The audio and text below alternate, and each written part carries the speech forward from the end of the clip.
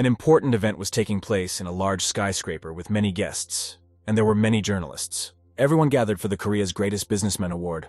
The host announced the participants. The heroine of the evening was a successful businesswoman who earned 100 million won in 2017.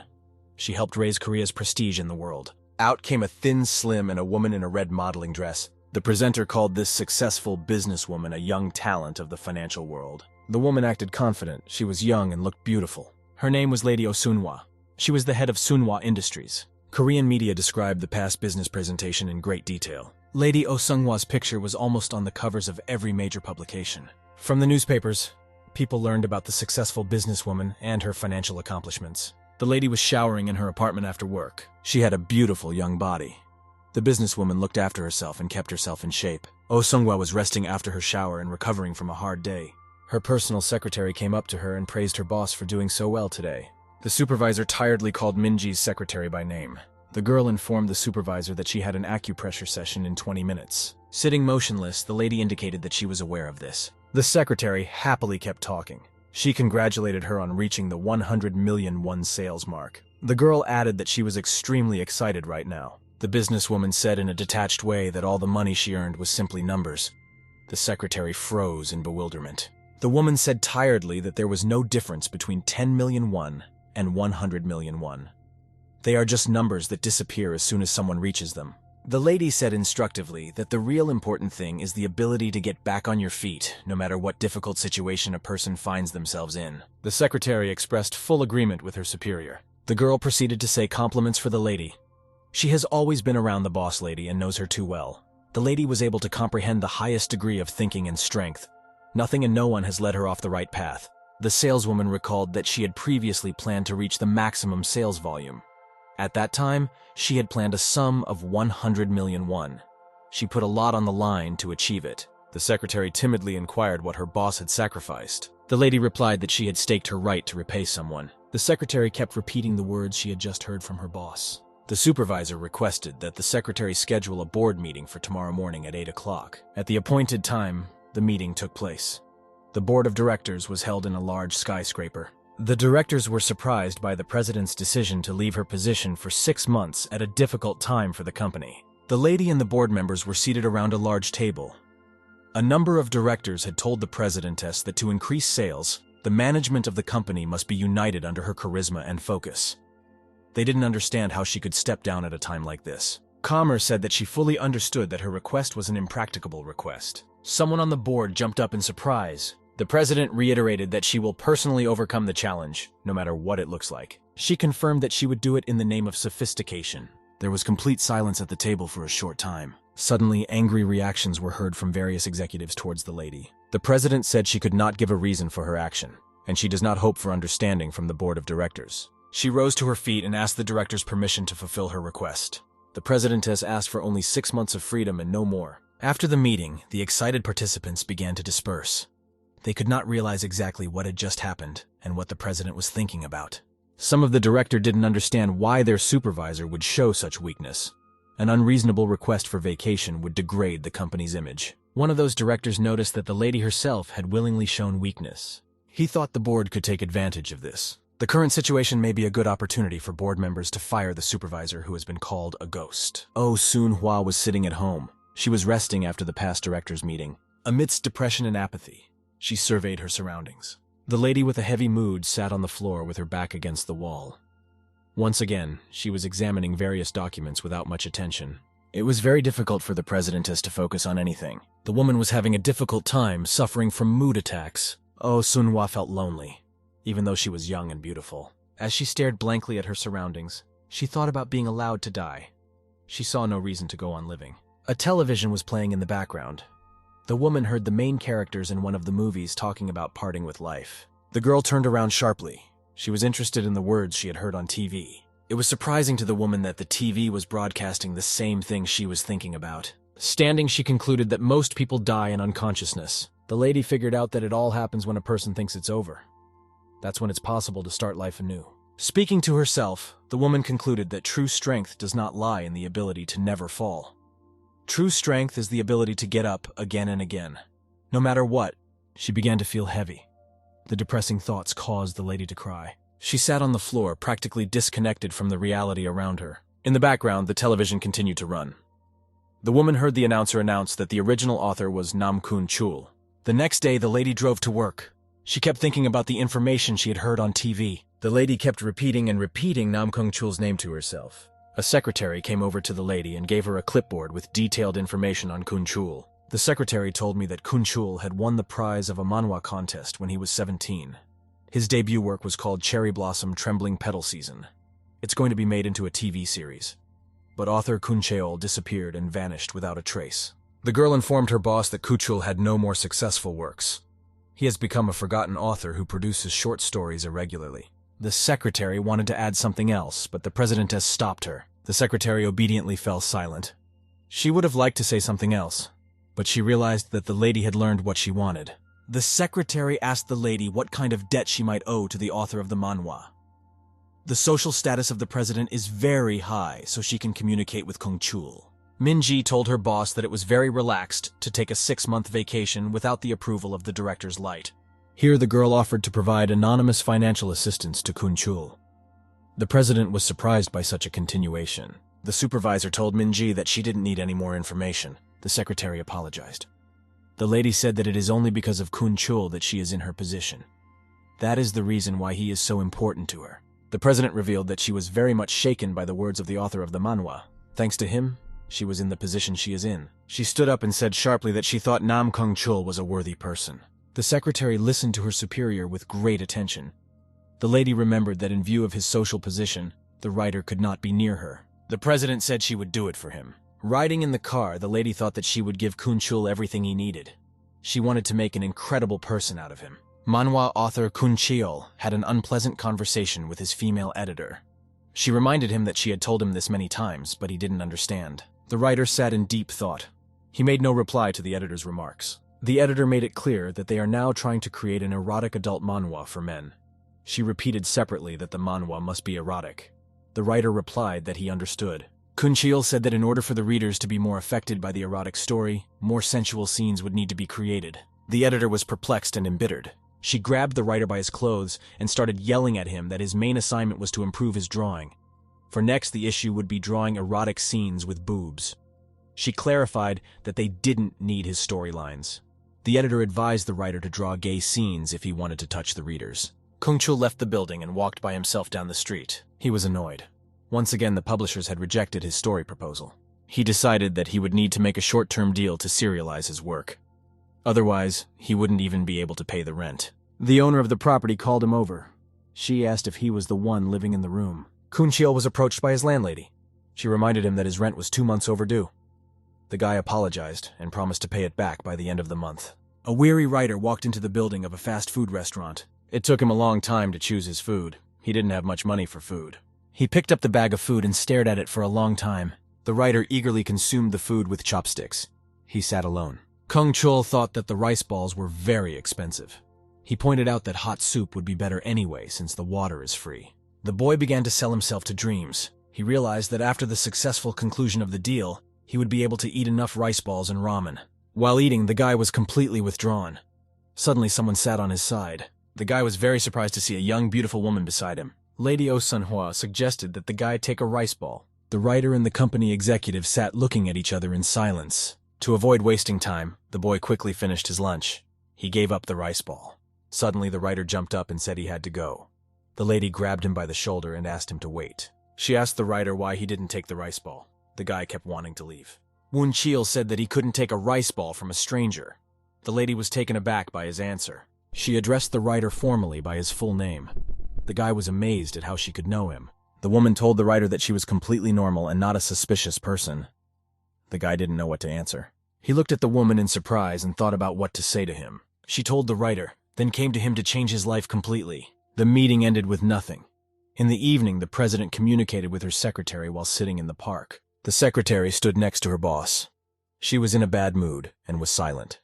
The girl understood what had happened. She said that in the end, the meeting did not end successfully. The secretary was telling her boss that the guy ran away from her when she met him, and he didn't take the president's word for it. The lady sat back and wondered to herself in chagrin. She didn't understand why the guy didn't believe her, even though she had sincerely addressed him. The secretary replied that everything was obvious. If a total stranger appeared in front of a lady and offered to buy her food and then proceeded to change her life, she would be scared herself. The secretary shrewdly said that if her boss offered her help inside the company or in a business transaction, people would accept it with great gratitude. But Nam Kun-chul is not a businessman. He didn't believe the lady and ran away. The young girl reported that people in the world do not trust other people easily. For this reason, they are always betrayed and deceived while they are living their lives. The president, more than anyone else, should know how the world works. The lady felt herself becoming heavy and troublesome. She concluded that if the guy didn't believe her, she couldn't help him, although she really wanted to. Here, the secretary remembered the ancient Asian wisdom, which says that a man must know himself and his enemy. Then any battle he will not be able to. The secretary said that if her boss wanted to get close to a guy, it would first require a detailed study of his environment. Lady Osunbae decided to take her secretary's advice. She decided to follow the principle of knowing yourself and your enemy. Then she remembered her secretary's words about getting to know a person before helping them. The secretary advised her boss to read all of Nam Kun-chul's manhwa. The woman walked around the library. It reminded her of her years of business research. After a day of searching, the lady was resting at her hotel. She was tired and lying on the table. Her secretary came in and saw that there was a lot of manhwa lying around the boss. The girl said that the lady herself would have found out sooner or later. The girl reported that Nam Kun-chul made his recent works erotic for male readers. The president exploded with an overflow of emotion. She was very interested in the erotic manhwa. The girl asked her boss if the new information made her feel obscene. She continued to speculate that if Nam Kun-chul was no longer the same person, he might have lost his writing nature. Could it be that because of that, he lost his right to be saved? The supervisor didn't answer anything. Osun was overwhelmed with emotion. She didn't even know what to say. That's when the president said that you can't discredit someone because they changed the genre of their work. The secretary thought about how to help her boss. She told her that if the president really felt that way. The girl advised the president to study all the manhwa in detail. This would help the lady get closer to Nam Kun-chul. A detailed analysis of the manhwa would help the lady to know what kind of women the writer prefers. Osunwa studied all the manhwa in detail. It helped her to know the guy's tastes and preferences. As she realized, Nam Kun-chul most often draws girls as office ladies. He also often draws women with glasses. The lady is totally due to office style. She wore a corset to make her waist narrow and her breasts big. She also wore glasses. It made her look like an intelligent office lady. This outfit was completely in line with Namchul's preferences. The secretary told the boss that her current appearance would dramatically increase the writer's sympathy for her. At the same time, everything else depends only on the president herself. Kuchil sat in his apartment and practiced drawing. The artist was sketching a picture for another manhwa. He heard the doorbell ring at that time. The guy didn't want to be distracted from his work. He kept drawing, but the doorbell also kept ringing insistently. The lady stood by the door and waited impatiently for the guy to open it. With irritation and impatience, the writer asked who had passed to him. He saw a beautiful and young woman. She addressed him by her full name, Nam Kun-chul. The woman asked for some time to talk. The boy eyed her warily. He thought he'd seen her somewhere before. All sorts of guesses swarmed in his head. When he took a closer look, he recognized the woman he had seen earlier in the restaurant as a stranger. Gongchul rushed toward the door with all his might, trying to close it as quickly as possible. The girl resisted, holding the door open. The guy was very agitated. He did not understand what was going on and what the woman wanted from him. He replied that he had nothing. After calming down, the lady said that she simply wanted to continue. She asked the painter to open the door for her. The guy opened the door and asked irritably what the girl wanted from him. He thought she wanted to lure him into a cult or a pyramid scheme. In the end, the writer said he's doing fine. And let people go, he has nothing to talk to her about. The lady realized that she had to do something different. She told the guy that they probably wouldn't be able to talk. The boy timidly replied that it couldn't be helped. He wanted the woman to leave. Here the girl tore at her blouse with all her might. Not far away on the first floor of the building stood a secretary. She watched in amazement at the actions of her boss. The secretary appreciated such a move of the president. The guy was discouraged. He didn't know what to say or do. Standing near the door, the lady said she needed an atmosphere where they could talk to each other. The woman yelled to the guy through the door that if he used it, he had to pay. She also shouted that she would not go anywhere until he paid her back. The guy was very surprised. He asked the woman what he had done, and if she was sane. Lady Osungwa shouted back at him that he could not call himself a man if he did not pay the woman back. The writer suggested that the woman come over to his place for a minute. She objected and told the guy that he could try to get her again for free. The writer asked the woman to keep her voice down and come inside. The woman said her voice was always that tone. Completely frightened, the guy asked her to keep her voice down or the neighbors would misunderstand. Lady Osunwa was sitting at the artist's house. She was ready to socialize. Kung Chul sat opposite, silently and motionless. After a short period of time, the boy gathered his thoughts and began to speak. He spoke uncertainly. He couldn't understand why this woman wanted him so badly. The guy decided that the girl needed his money. He clarified that he was not personally interested in religion and had no extra money. He could not buy anything. The woman was silent in response. The guy said in the end the woman was wrong if she thinks he has money. The woman addressed him by his full name, Nam Kung Chul. She refuted the guy's fears that she needed money. The lady said she was interested in his work. She was here to help him. The woman openly proclaimed that she wanted to be a good fit in the guy's life. Gong Chul sat silent. He looked at his companion in surprise. There was a long and silent pause. The woman was also silent and looked at her interlocutor. After a little thought, the writer said he was completely right. He asked the woman if she wanted to convert him. Osunwa jumped to her feet. She was ready to answer the writer very sharply. The woman replied firmly that she didn't want to convert the guy and didn't want to sell him anything. She described herself as a devoted fan and reader of Kung Chul. The guy was puzzled. He couldn't believe he had a groupie. The lady opened up. She said the artist's work gives her courage and self-confidence. The boy's mood improved dramatically. He was pleasantly surprised that at least someone appreciated his work. He asked the woman timidly about her unusual taste, why she liked erotic manhwa. The lady immediately denied the erotic manhwa. Osunhwa told the artist which of his manhwa she liked best. It was The Season of the Trembling Petals of Cherry Blossom. The lady recalled with detail that there were only 3 volumes of the guy's novel, but even this volume was enough for the readers to get a lot of emotions. This masterpiece showed the human nature of its author. The woman said that a manhwa from his authorship gave her the strength to go on living. For that reason, she came to him now. She asked the writer if there was anything she could help him with right now. The guy was silent in response. Here he replied to the woman that he no longer wrote anything like that. She was puzzled. The writer said that he simply struggles daily just to feed himself. He can't find a proper job. Because of this, he is forced to draw erotic manhwa just to survive. He replied to the woman that she was wasting her time. Thinking back to his past jobs, Kung Chul explained that at that time, he was just lucky. He was young and had good thoughts in his head. He was involved in a major project that intersected with the topic of his work. At the current moment, the author can't think of any interesting plot. Because of this, he asked the lady to leave. Oh, Sunghwa said excitedly that she was sure exactly how she felt when she read the writer's works. The guy replied to her sharply that he couldn't write such things anymore. Gong Chul became very nervous. He didn't understand the woman's insistence. The writer decided that the woman's arrival and request showed that he was an accomplished bankrupt writer. Once again, he told her to leave. The guy rudely and loudly said that he doesn't need anyone's help. He uses the remnants of his talent to make a living somehow. He roughly closed the door in front of the woman. She was stunned. The girl stood staring in surprise at the closed door. She had expected a different outcome. The writer decided that the woman thought he was an accomplished writer, and so she decided to help him. The lady was very tense. Her hands were even shaking with excitement. She didn't know what to do now.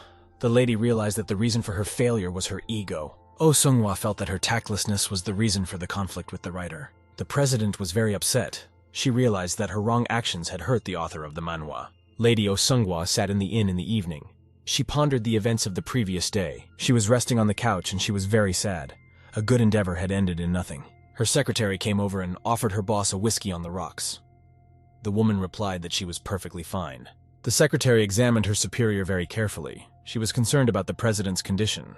The secretary noted to herself that her boss looked very broken. She had never seen her in such a state before.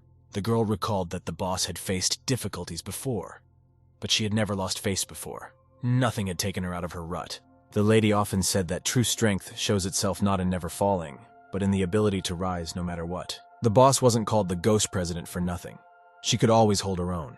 But at the moment, she had a very simplistic expression on her face. The secretary looked at her boss and wondered how to help her. It was very unusual for a secretary to look at her boss and see her in such a state. Here the girl began to speak. She remembered that earlier she had suggested to her boss to use business tactics. The secretary floated the idea of contacting the publisher and asking that the writer be given a project.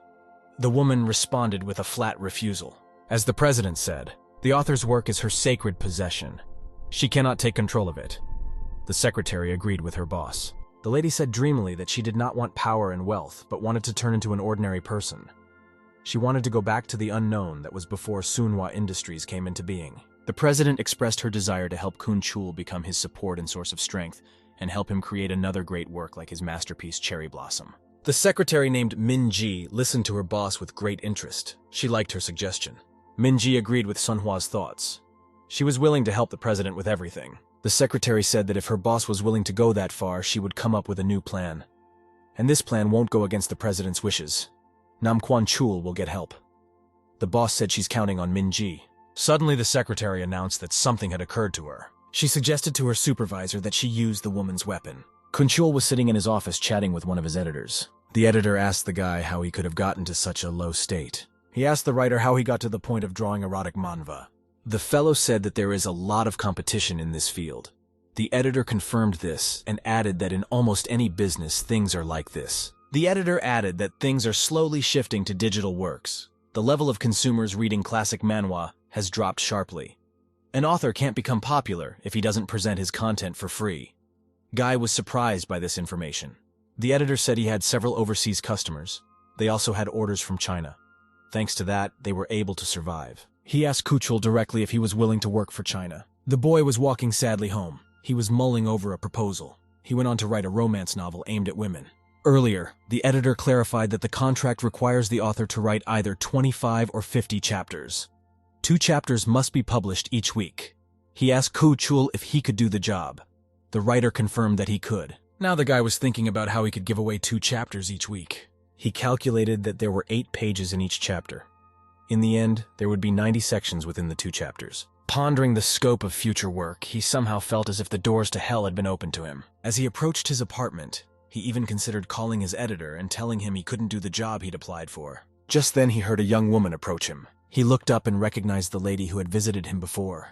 He looked at her long and hard, not understanding what she wanted. Oh, Sunghwa greeted the writer. She called him by his full name. Kung-chul asked irritably why she had come again and what she was up to this time. The lady replied conciliatingly that she had come to ask something. The guy was surprised at this turn. He asked her what she wanted to ask. Lady Oh Sunghwa asked if the writer needed a free housekeeper. He was very surprised. Kung-chul stood and stared intently at the woman in front of him. He kept having the recurring thought that she had come to be a free housekeeper. Here the writer said sharply that he did not need a housekeeper. The lady repeated that she could work for free. She recalled the mess in the guy's room. She offered to cook his meals. The guy replied that that was not the point. The writer clarified why the woman bothers him in this way. After all, she doesn't even know him well. He threatened to call the police. The woman unexpectedly agreed even to call the police. The guy did not expect such a response. Oh Sunghwa said that if the guy calls the police, she will tell the law enforcement officers that she is his fan, and came because she wants to help him by becoming his housekeeper. At that, the lady was ready even if she was arrested. Her secretary stood a floor below. It was hard for her to hear this conversation. The guy once again asked the woman earnestly to leave. The lady decided to try her luck one last time. She asked the guy to trust her. She said she just came to help the guy. The writer listened to nothing and simply closed the door. The woman was left alone. Lady Oh Sunghwa was very much distressed. She stood at the door and did not know what to say. A secretary came up to her from downstairs. She saw her boss sitting on the floor. Minji looked at her superior with regret and concern. She approached the president and suggested that she return. The lady responded with an emphatic refusal. Oh, Sunghwa said categorically that she would stay here until she was accepted by the writer. The secretary said it was illegal. Her boss was surprised. Minji clarified that illegal harassment is punishable by law. This information upset the president. The lady said definitively that she would stay and would not leave. The woman specified that she would sit until the writer saw her. The secretary was upset by this answer. The supervisor sternly told the girl to come back. The president has strictly said that her instruction was an order. Minji was obliged to obey. It was raining late at night. Kung-chul sat in his apartment and worked. He realized that for him to put out 2 chapters weekly would be a lot. He could use a staff for his work, but so far he had no one in mind. The writer sighed heavily. He was gathering his thoughts about the job. To think better, he decided to smoke. It would help his creative thoughts. As he smoked, he thought back to his meeting with the lady. Now he realized that she was really nice. He gathered his thoughts and realized that he had to hurry up with the drawing. He had to do it any way he could. Gradually, the drudgery of the job led him to fall asleep right on his desk. Kung-chul's awakening came quite unexpectedly. It was already light outside. The writer was passing into himself. He realized that he would have to finish the work. The boy yawned and gradually passed into himself. He was unaccustomed to the fact that he had fallen asleep. Kung-chul went to the window. He saw the cloudy weather outside the window. He was surprised that it was already morning. After standing around for a while, he made the decision to go to the convenience store to get some food. He put on his cap and got ready to go get breakfast. He opened the door and walked out of the apartment. Behind the open door, something caught his attention. The writer was startled. He was so surprised that he even completely forgot why he had come out. Right outside his apartment, he saw an exhausted and sleeping Lady Oh Sunhwa. Two women were walking down the floor toward Kun Chul's apartment. They were talking about something. One of them was very surprised to see the writer and a young woman beside him. The women stood by and discussed in wonder what they had seen. The writer came over and held out his hand to the unconscious lady. At the same time, the women standing nearby were discussing Kun Chul's life. They recalled that earlier this week, there had been a lot of noise coming from his apartment. Suddenly, Lady Oh Sunhwa spoke up. She repeated the writer's name through her delirium. The woman was sick. She was almost senseless. But she kept repeating that she wanted to help the writer. The writer decided to take the woman to his home. She was beginning to come to her senses. She heard a kettle boiling on the stove. She was also beginning to hear little by little the muffled noise from the television, but she didn't have the strength to get up. She lay there and felt the soft mattress beneath her. The woman was very exhausted. She had no strength to get up. She continued to lie there. The lady felt a sudden surge of strength. She was able to open her eyes. Feeling better, she got up and sat on the bed. The surrounding reality was unfamiliar to her. The lady felt an intense pain in her head.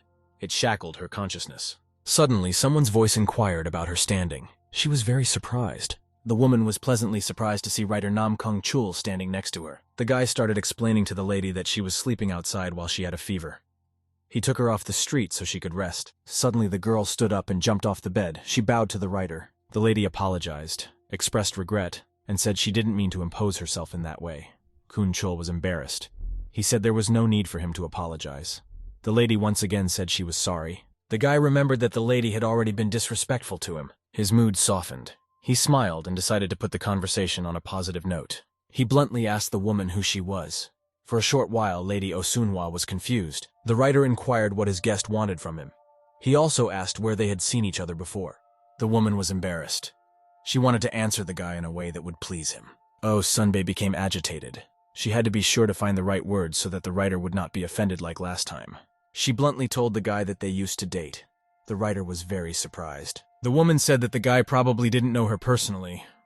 Kung Chul sat and waited for further information from the guest. The lady was completely frank in saying that she was also previously acquainted with Kun Chul. The writer was silent. He gradually became interested in his guest. The woman told the writer that his work once helped her a lot and betrayed more strength for life. The lady indicated that she wanted to help the young writer by any method possible. The guy asked the woman seriously if it was true that she was a fan of his. She confirmed it fervently. The lady said a couple times confidently that she was a big fan of Kun Chul. The writer thought he was really pathetic. The guy said his thought that if his fans' words are to be believed, he is so broken that he needs help to find his own path for himself. The lady said sharply that she wasn't here because she felt sorry for the writer. Oh Sunhwa added that she has a great desire to learn from the writer how he can be helped to create new masterpieces.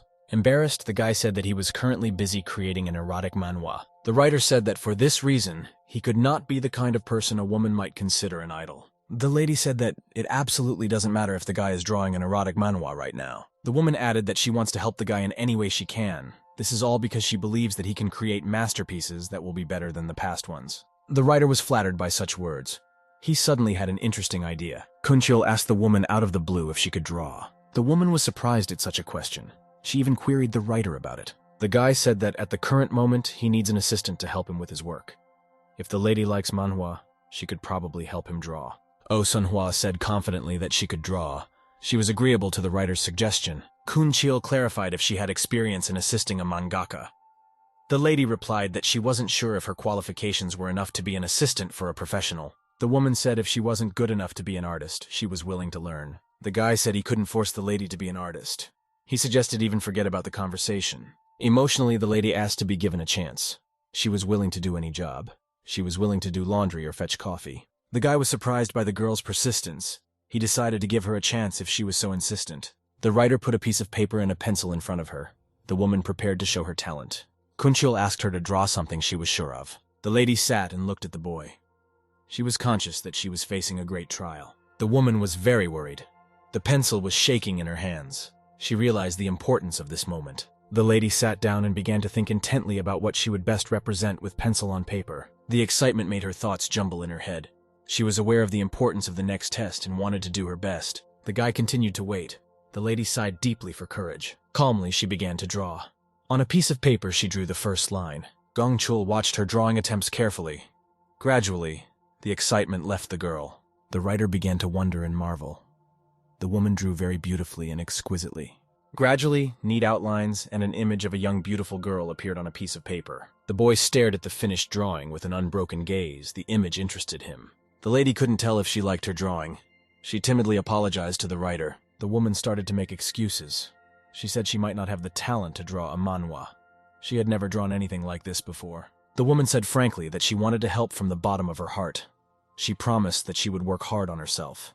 She felt sorry that she had lied to the guy before. The writer clarified with her if she had realistically never drawn a manhwa before. There was a long pause. Kung Chul sat and scrutinized the drawing. Guy noted to himself that the woman had a design flair. She was able to use the lines to convey the feelings of the female character. The writer observed that the woman was able to create a good drawing by relying only on her natural talent. Kung Chul thought deeply. He realized that he was about to make a fateful decision. He told the woman that she had been accepted and specified when she was ready to start work. The woman was extremely surprised. She couldn't believe what the guy had hired from her. The writer specified that the woman would have to go out every week or even more often. Until the time the project was over, he would not be able to pay her. She would also need to stay overnight sometimes. He asked the lady if she was satisfied with such conditions. She replied with a cheerful assent. The boy wondered to himself if she could realistically do it. He remembered that he was in a desperate situation right now. Kung Chul cheerfully replied to the woman that they had made up their minds on that. Only now the guy asked the woman what her name was. She hesitated a bit and decided to give her name. She hesitated. She wished she'd used a false name for secrecy. There was a short pause. The woman was silent. The guy didn't understand why she didn't say anything. The woman said her name was Swanduk. The boy was very surprised. Already, quite confidently, she confirmed that her name was Swanduk. In the evening, the lady was sitting in her hotel room. She was discussing with her secretary the events of the previous day. The first person who decided to start the conversation was Minji's secretary. The girl asked her boss where she came up with the name Swanduk. The president replied that it was the name of her dog when she was a child. The lady was passing on memories. She told the secretary that her dog was very loyal. Minji pointed out to her boss that taking the name of a dog was unwise. There are much more appropriate names for a female president.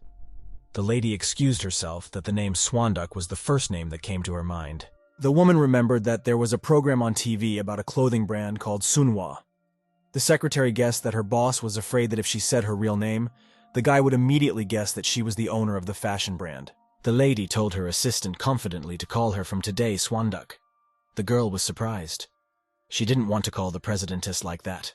Oh, Sunghwa sternly repeated to the secretary to address her only as Swangduk. The girl said she didn't want to do that.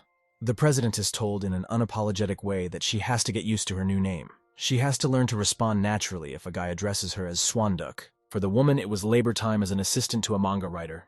He addressed her by her made-up name, Swanduk. The boy beckoned to Swanduk to come over to him. She responded obediently. At the same time, the woman tried to act as natural as possible. The author asked the woman if she had seen the manga manuscript. That's what he called the final manuscript. She replied that she hadn't seen it yet. Kun Chil happily decided to show his assistant the manuscript of the project he was working on. The woman was very surprised that she was given the opportunity to see it. She looked at the pictures of the manhwa and realized it was the manuscript of a professional. With excitement, the lady thought that the manhwa called Cherry Blossom had also appeared in the same way. The guy said that nowadays, artists no longer create drawings on paper like they used to. Swanduk asked why this was so. The author told her that people use the computer to draw. He himself is not used to using it yet. Therefore, he only uses the computer to add tinting and other adjustments. He advised the assistant to learn how to do it herself. It would help her to correct her mistakes. The woman agreed with him. The guy asked the assistant if she knew how to use a computer.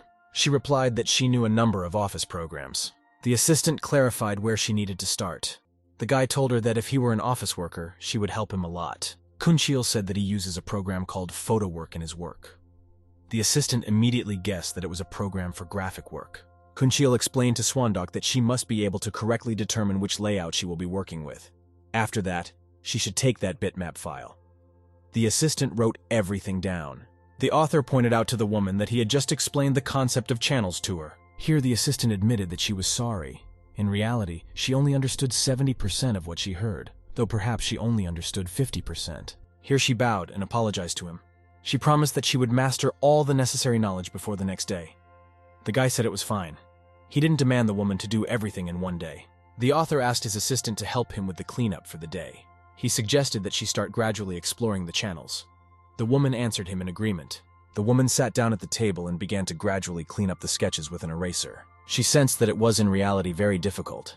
The lady had previously assumed that the process would be easy because it was a normal eraser cleanup. On the sketches, you had to erase the pencil marks that were under the lines in the drawing. She exerted an unexpectedly excessive amount of force. This caused the paper to crack and tear. As a result, part of the drawing was torn. The assistant was very frightened. The guy heard the sound and wondered if the assistant had accidentally torn his drawing. Swandoku fell to her knees and apologized profusely. She felt that she had spoiled a very precious manuscript. The assistant decided that she could not repay this with money. The lady was in great shock. She was even ready for the writer to hit him or punish him in some way, but only if he would leave her at work. He said that he would not hit her. The writer noted that his assistant made a common mistake, as for beginners.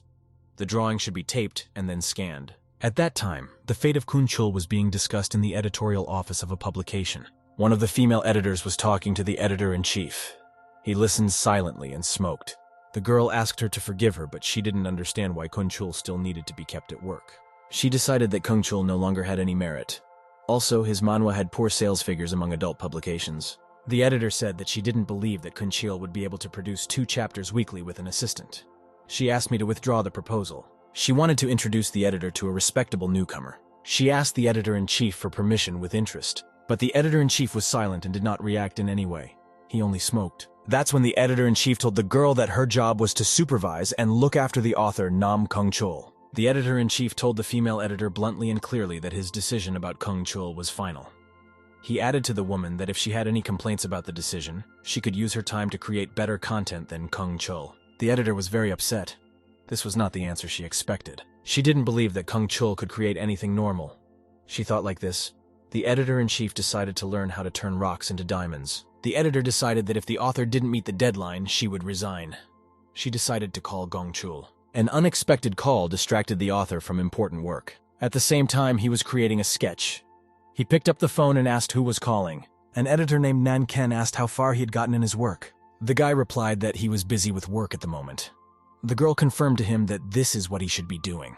Here she asked about his current progress and how much he had accomplished. He replied that he was almost done drawing the first chapter and was already putting the finishing touches on it. Such words made the editor angry. She was not satisfied with the speed of the work. On the phone, she told the guy that she was going to his house right now and demanded that everything be prepared for the meeting. Kun-chul was unpleasantly surprised. At the same time, his young assistant was sitting at his home. Nayeon Ken entered the writer's apartment. She also apologized for the intrusion. Kun-chul greeted her politely near the entrance. He addressed her as Editor Na. The editor went into the apartment and saw that it was a mess. She noted to herself that it smelled like a lonely man's place. Looking at the scattered dishes, she sensed that the scent belonged to a third-rate manhwa author no one would want anything to do with. This is where the editor was very startled. She met his assistant Sounduk. The editress turned to the guy with a mute question. He realized that he had not yet introduced his boss to his assistant. He explained politely that since he had the norm of turning in 2 chapters weekly, he had hired an assistant. The editor was surprised by the word assistant. In her opinion, the most appropriate word would be student. Nayeon Kyung continued to stare at Kun-chul's girlfriend with great attention. The editor noted that Sounduk is an incredible beauty. She couldn't understand how this girl could become a writer's assistant. Sounduk introduced herself to the editor. The latter responded with a slightly confused greeting. The assistant behaved with emphasized modesty. She indicated that she was assisting the writer in his work. She told the editor that they should get along from now on. Nayeon Ken hurriedly replied that she was happy to meet her too. Kun-chul motioned for the editor to take a seat. He pointed out that he didn't have a couch, but she could sit at the table. The writer offered the editor a cup of coffee. The lady volunteered to serve the coffee herself. The editorialist apologized for the possible hassle. Sounduk replied that it was her duty to brew the coffee. Nayeon Ken sat down at the table and began to study the author's finished drawings. She said sternly that the writer should realize that she doesn't understand how the story in the manhwa will progress from here on out. The editor kept asking the author why the protagonist did this and not that. She didn't understand what the writer was getting at. Kun-chul didn't know how to explain it to him. The guy said that instead of rationalizing the main character's actions, he decided to try to bring his feelings and emotions to life. The editor was surprised by this answer. She asked him rudely if he had nothing to say, if he always resorted to being emotional and sensual.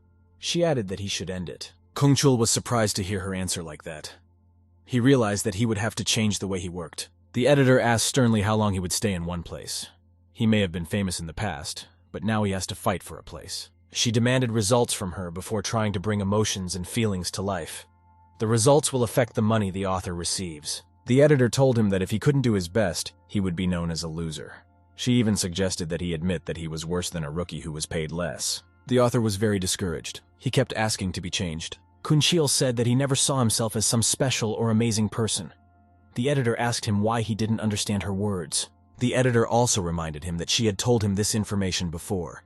He should have realized and corrected all the flaws. It was then that Sounduk intervened in the conversation. She had heard Kun Chil and the editor talking before. The assistant said timidly that she didn't mean to eavesdrop, but she realized that the author and the editor were arguing over the third chapter. Here the lady began to tell me that because of her work, she was able to read the story completely. She went on to say that the more she read the chapter, the more she felt like she was being forced to ponder the emotions of the characters. This is when editor Nayan Ken got tired of listening and interrupted the Kuanduk. She started scolding the assistant, telling her that she had no right to stick her nose where it didn't belong. The editor called herself a responsible person who has the right to talk to the author. Sounduk apologized. The lady began to say patiently that she fully understood that she could not interfere as she was only an assistant. Sounduk pointed out that Kun Chul in the manhwa failed to convey his feelings correctly. For this reason, Sounduk decided to clarify them a bit. The editor rudely interrupted the woman, telling her to stay out of her own way. She wasn't interested in the emotions of the characters. The author has indicated here that there are comments about this chapter. The guy started telling me that he was trying to show the depths of the characters. It's not about one emotion, it's about feeling a storm of emotions at the same time. The editor interrupted him and told him not to say the same thing again. Nayan Ken said bluntly that if the author does it the way he wants, the readers won't understand anything at all. Assistant Sonduk raised her hand and wanted to say her word. The lady told the editor that she could understand it. In a calm tone, Sounduk began to tell me that she wasn't someone who was very much interested in the manhwa industry. She described herself as an admirer of Nam Kun Chul. The assistant said convincingly that she understood completely the plot of the third chapter. The editor was surprised. The editor didn't understand how it was a regular assistant who wanted to pick a fight with her. That's when she asked Sounduk rudely if she knew much about storylines. Nayan Ken suggested that the lady herself become a real author and make her debut so she wouldn't be a regular assistant. The editor indicated that she had an important conversation with the author, so the assistant should stay out of the way. Gong Chul asked the editor not to worry and calmed her down in every possible way. Here, Sondok responded with a flat refusal to the suggestion to mind her own business. The assistant said she knows what she's talking about. She is willing to talk about Kun Chul's works in detail. Here the lady began to elaborate that the author can convey depth of character and perspective. Because of this, readers will wish for more. They won't be able to stop thinking about it. After that, the reader has his own impression of how he should feel about the character. He imagines himself in his shoes. Sonduk clarified that none of the readers would be able to see any of this if they were looking at it from one perspective. Nayan Ken said the assistant is talking nonsense. That's the reason why amateurs stay in the same place. The editor also added that if nothing is clear, readers will not read it. She advised the assistant to stop talking about deep feelings. She also reminded her that Kun Chil's works do not sell well. Toward the end, she asked her assistant if she knew how well the works had sold before. Sounduk was silent and didn't know what to say. The assistant looked at the editoress and wondered if that was really what happened. Sounduk here reported that Kun Chul's hit success was thanks to the manhwa season of Trembling Cherry Blossom Petals. She continued that this series shows the full range of feelings of the characters. This work encapsulates all sides of both men and women. Suddenly Sondok had an interesting hunch. She began to ask the editor if it was possible. Here the assistant clarified whether it could be that the editor had not fully read all of Kun Chil's works. That's when Nayan Ken started to speak quickly. She said that it's not what's important now. The manhwa world isn't what it used to be. The assistant said she didn't understand her. The lady began to say that regardless of how the world functions, in creating a manhwa, the author and editor have a responsibility to be able to understand and cooperate with each other. She clarified with the editor how she wanted to help the guy when she hadn't even read it, even though she was instructed to keep an eye on the author. Sundok asked the editor if it could be that she didn't like the works of author Nam Kung Chul. The editor herself was very surprised. The writer was amazed at the conversation that had taken place. He sat silent. The editor was very affected by the assistant's accusations. She realized that Sondok was right. The lady said in the end The pointless meeting that had just taken place proved that the assistant was right. She added that if that was indeed the case, then removing the editor would be the best thing to do. That's when Nain-ken's patience ran out. She jumped up and decided to leave. She headed for the exit. Kun Cheol and his assistant looked after her. To maximize the effect, the editor slammed the door with all her might. After the editor left, the lady asked the guy if she said anything inappropriate to Nain-kyung. Kung Chul was silent and didn't know what to say. Secretary Min-ji was sitting in a hotel room with her boss. She told the president that she had made a lot of noise. The girl clarified that her boss had interfered in the relationship between the manhwa author and the editor. As a result, Nain-ken got angry. Min-ji continued to talk. She said that everyone calls Nain-ken editor because they treat her with respect. However, the main point is that the client is an employee of the publishing house. The lady listened in silence. The secretary went on to say that the editor has power. She can tell the author what he can and can't do. If you look at the situation from a different point of view, Nain-ken has the same status as Oh Sun-hwa. The secretary added that her boss facilitated in such a way that she could completely sever the relationship between the editor and Kun Chul. The girl pointed out to the president that while she was at the writer's home, she was not Lady Sunghwa there. Min-ji tells her boss abruptly that her name is now Sounduk. She works as an assistant to Nam Kung Chul, who is a third-rate author whose works don't sell. The lady decided to break the silence. She asked herself what she should do. Everything the secretary said was true. Oh, Sunghwa said that she could be fired. The secretary replied that there was no guarantee that this would not happen. The secretary said she was fully convinced that her boss had injured the writer. Min-ji stopped talking. She decided to change her clothes while her boss thought it over. The lady sat on the floor beside the writer. She said sorrowfully that she had committed a grievous sin. Remembering the gullible Kung Chul, she reasoned in her mind that she had come to him as a disciple. At that, the writer had accepted her. Because the lady didn't even know her place, she got into a conflict with the client. The president said she would accept any punishment. She was even willing to have Kun Cheol deduct part of her salary. The lady was extremely begging the author not to fire her. The writer said surprised that he had not imagined Swanduk in such a light. He turned directly to the woman and asked if there was anything else she hadn't told him about herself. The lady became nervous. She realized that the author suspected something about her. Gong Chul looked at his interlocutor with great attention. He waited for her to answer. Leji repeated the question that there might be something she hadn't told her about herself. She clearly wanted to keep something quiet. Eventually, Sounduk said that she didn't think there could be anything that the writer in her didn't know. The author insisted that she tell him the truth. The guy was thinking back to the attitude that Sounduk had toward editor Nain-ken. It wasn't the behavior of an ordinary person. Given the confidence that came from his assistant and her logical tone, he drew some conclusions. Here, Kung Chul said confidently that he had concluded that Sounduk was a lady from a wealthy family. The assistant was very happy with this guess. She fully confirmed the author's words and apologized for lying to him. The author said that's what he thought. He told the woman that she was very beautiful. She gave off the feeling that she didn't need anything. Listening to these words, the assistant was relieved. The lady began to tell a made-up story that her father's business was in decline at the current moment. She had come to Seoul to look for a job on her own. Kun Cheol listened to her with great attention. He said he didn't know that and apologized to the woman. The assistant said it was fine. The lady added that she did not know how to apologize for her rudeness. The writer replied that it was true and she should not have interfered in her meeting with the editor. Here, the lad added cheerfully that the conflict that had occurred yesterday had made him much happier. He indicated that he was very happy after editor Na left. He had no time to do anything after what Sounduk told her. The writer told the assistant frankly that all she said to the editor were things he wanted to say himself but couldn't. The guy said in the end that the woman didn't need to worry. There was nothing wrong with what she said. The lady sat silent. She was reassured and pleased by this answer. The woman turned to the writer gratefully. She was pleased that he was no longer angry. Kun Cheol added that he did not praise his assistant for intervening in his conversation with the principal. He urged her to be careful during his meetings with his client. The lady replied that she understood. That's when Sounduk remembered yesterday's event and said that editor Na left in a bad mood. The writer asked if it was okay that he didn't apologize to her personally. He decided that he had done wrong. The responsibility for his employees' actions lay with him. The guy decided to call the editor first and talk to her. Editor Nain-ken was sitting at her house in the evening. Her apartment was a big mess. The woman was stressed and had no energy to clean up. Yesterday's encounter with the writer took her completely out of her mind. To distract herself, Nain-ken sat and worked on the computer.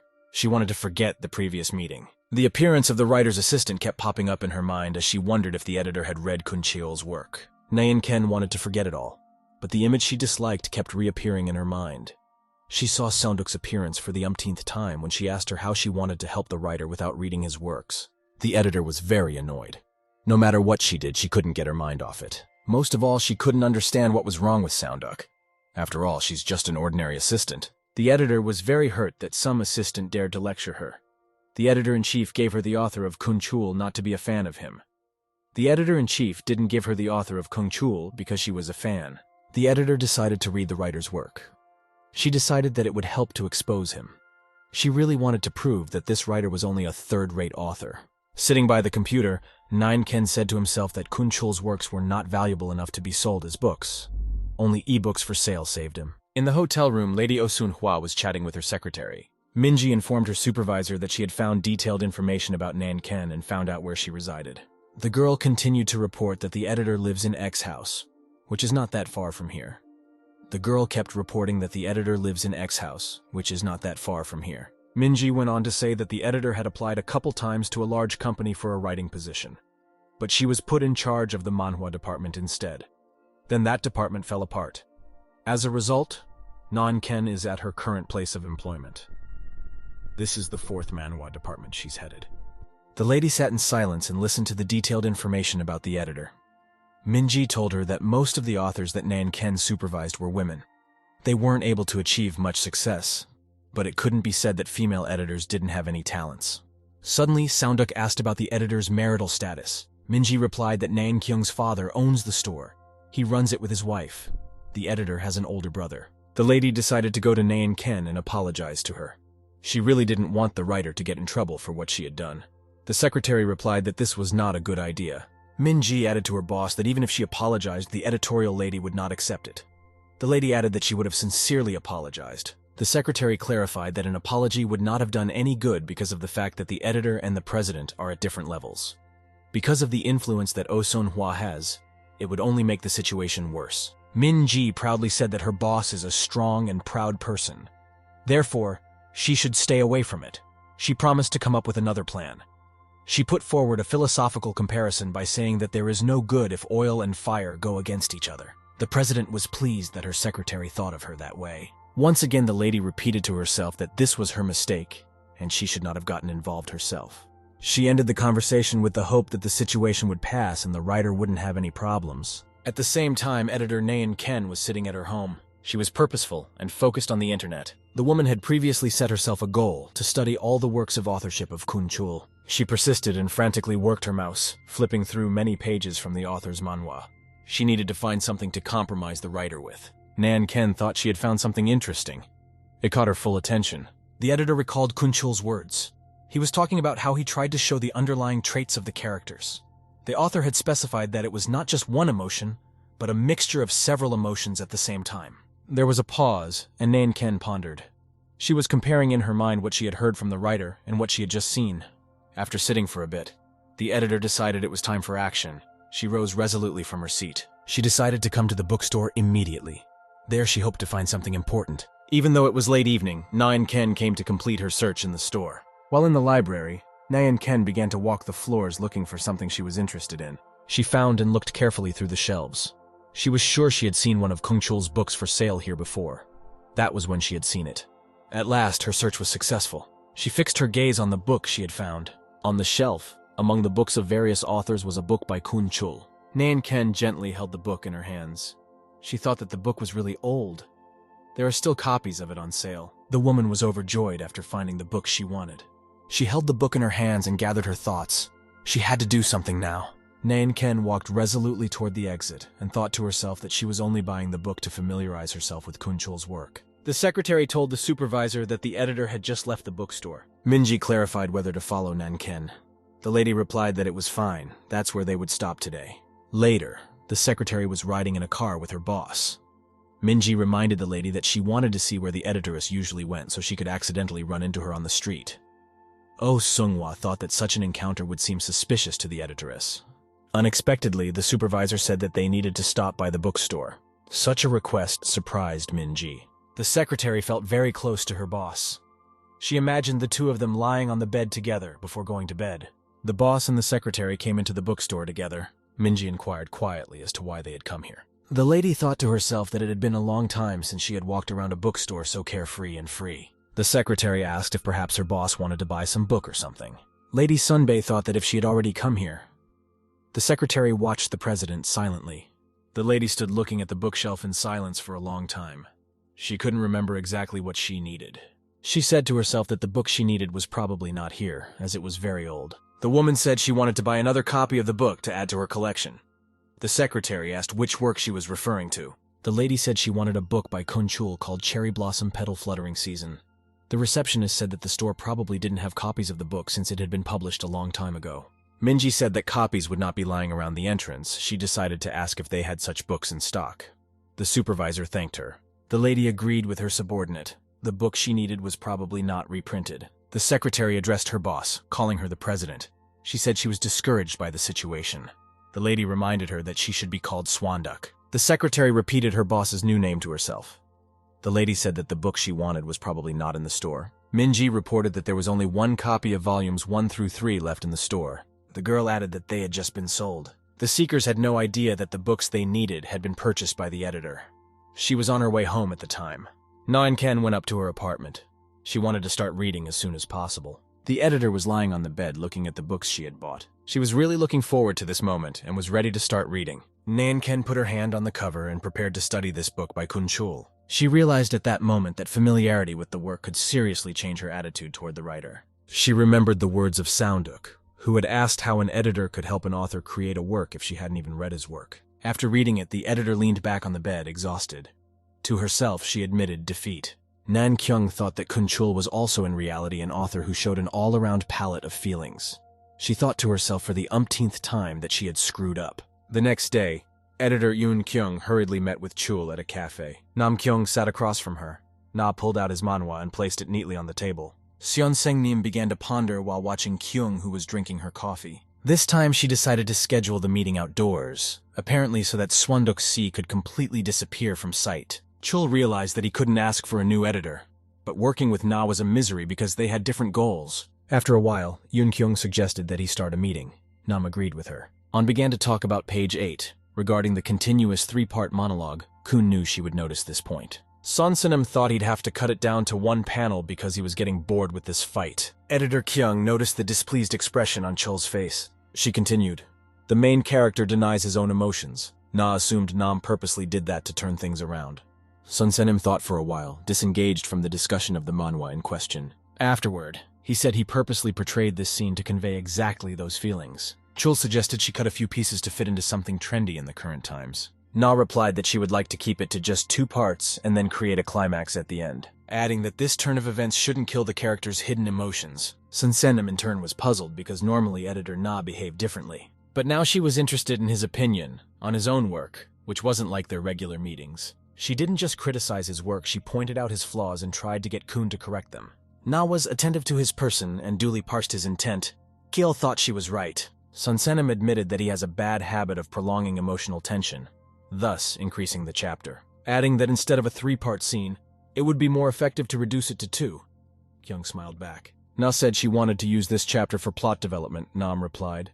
Then he'd have to cut out the opening segment, which is about everyday life scenarios. Yoon Kyung noted that she would like to keep that fun part of the narrative. Instead, the editor suggested he take a story from the past and bring it to the forefront, after which they would finally be able to move on to the beginning of the next chapter. Sound Senim didn't realize what was going on. He felt suddenly pleasant to talk to her. He couldn't help feeling as if he was being sucked into the story by his interaction with the editor. Nam Kyung found it quite amusing and fun. He was beginning to like what was happening. After all, it felt like he was talking to someone who had been following his work closely, discussing his work. Sinsenim realized that this was the first time he had so much fun interacting with Na. After a certain time, they left the cafe in good spirits and got into her car. Smiling and happy at the completion of their discussion of the work, they continued their pleasant conversation. Chul thanked her for today's meeting, saying it was very helpful. Yoon Kyung replied that there was no need to thank her since she was doing her job. And that's how an editor is obligated to behave with an author. Sun Senim couldn't help but wonder. Nam then decided to apologize to her for misunderstanding her before, because he had a prejudice that such a young person knew nothing, and also showed no interest in his work. However, thanks to today's meeting, he has drastically changed his opinion on the matter, adding that he was the only one who wasn't trying his best, and asked her to take care of him from now on. Yoon Kyung distractedly said that he didn't need to apologize to her because he originally did. At that moment, Sun Senim shouted that right in front of them was a car. Na was horrified. Looking ahead, she instantly hit the brake pedal out of fear. But unfortunately, it was too late. She still lost control. As a result, collided with another passenger car, thereby creating an accident. Editor Yoon Kyung literally gripped the steering wheel and was in shock for a while. The injured young man, in turn, rushed to get out of the car. He began to provoke Na in every possible way, saying that the driver could not see where he was going and was getting into a fight. Kyung rolled down her window and looked pitifully at the guy who hadn't expected to see a young girl driving. She asked him if he was hurt. The first few seconds it was like he swallowed his tongue. But then he still started yelling angrily that she didn't know how to drive and should apologize. I naturally apologized to him, but the guy wouldn't let up, saying he had a broken bumper. He insisted on solving the problem right now. Kyung apologized once more. The exasperated guy said apologizing would not help the situation, demanding she get out of the car. In the aftermath, they did so with Sun Senim, the young man stating that it would cost 800,000 won to repair her. Hearing such a figure, she was just shocked and didn't know what to do. Said it was too expensive, but the guy started to convince her otherwise, saying that the repair costs would have been even higher if he had gone to an official repair center. And if he took the car to an unofficial service center, the price would be about 800,000 won. He demanded her contact information so they could come to an agreement on the matter. At that moment, Sun Senim decided to intervene in the situation, saying that it wasn't quite right, adding that they should first contact their insurance companies to resolve the issue. The guy implied that he shouldn't get involved in this situation because they were already dealing with the problem with her, saying that if he goes to his insurance firm, his premiums will go up, and he's trying to deal with it all amicably. Chol delicately and completely calmly stated that it was his fault for the accident. The guy in turn took umbrage, noting that he was trying to shift the blame while threatening Kun. Nam said he didn't intend to fight him and they were driving on the main road while he didn't even turn on his turn signals. Because of which his fault is much greater than hers, the young man again told Nam to mind his own business. Upon inquiring who he was to the lady, Keel nervously announced that he was her husband.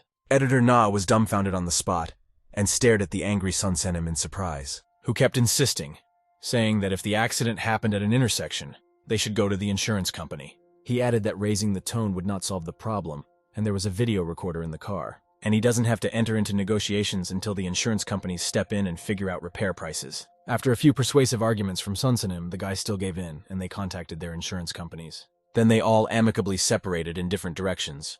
Kun and Na were silent for a while. Chul decided to apologize to editor Yoon Kyung for calling her his wife, because this way they have a chance to respond to this insolent man. At the implication that she didn't have a DVR, Nam replied he had to make it up, adding that if the accident occurred at an intersection, the car going straight always has the right of way. To Kun, the situation was obvious, because the guy knowing that he was still trying to avoid responsibility. In the end, their side took 30% of the blame, and since both insurance companies stepped in the aftermath of what was able to sort out the mess, the result was not bad, as Nam thought. Editor Na listened to Chul carefully, then decided to thank him for solving the problem, because she doesn't know anything about cars, and she'd probably be forced by that guy to pay an unimaginable amount of money. Noting that she was just confused as the man started yelling at her, and her thoughts started to get jumbled. Chul said she's right because men always try to solve the problem by just raising their voices. Originally, Kun didn't want to interfere because he knew how angry editor Na could be, which he told her. She listened intently to Nama, who made a point to help her fight him off right away.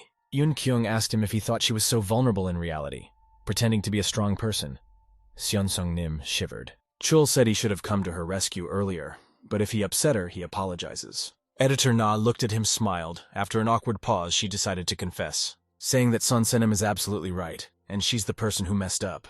After which she apologized to him for being rude to him. Kun replied that it wasn't her fault at all, but the guy who tried to trick her. Yoon Kyung sadly uttered that she wasn't talking about the accident right now. And about his new book, saying she was extremely wrong that day, Keel was surprised. There's no way he expected this development from her, especially since she admits she's wrong.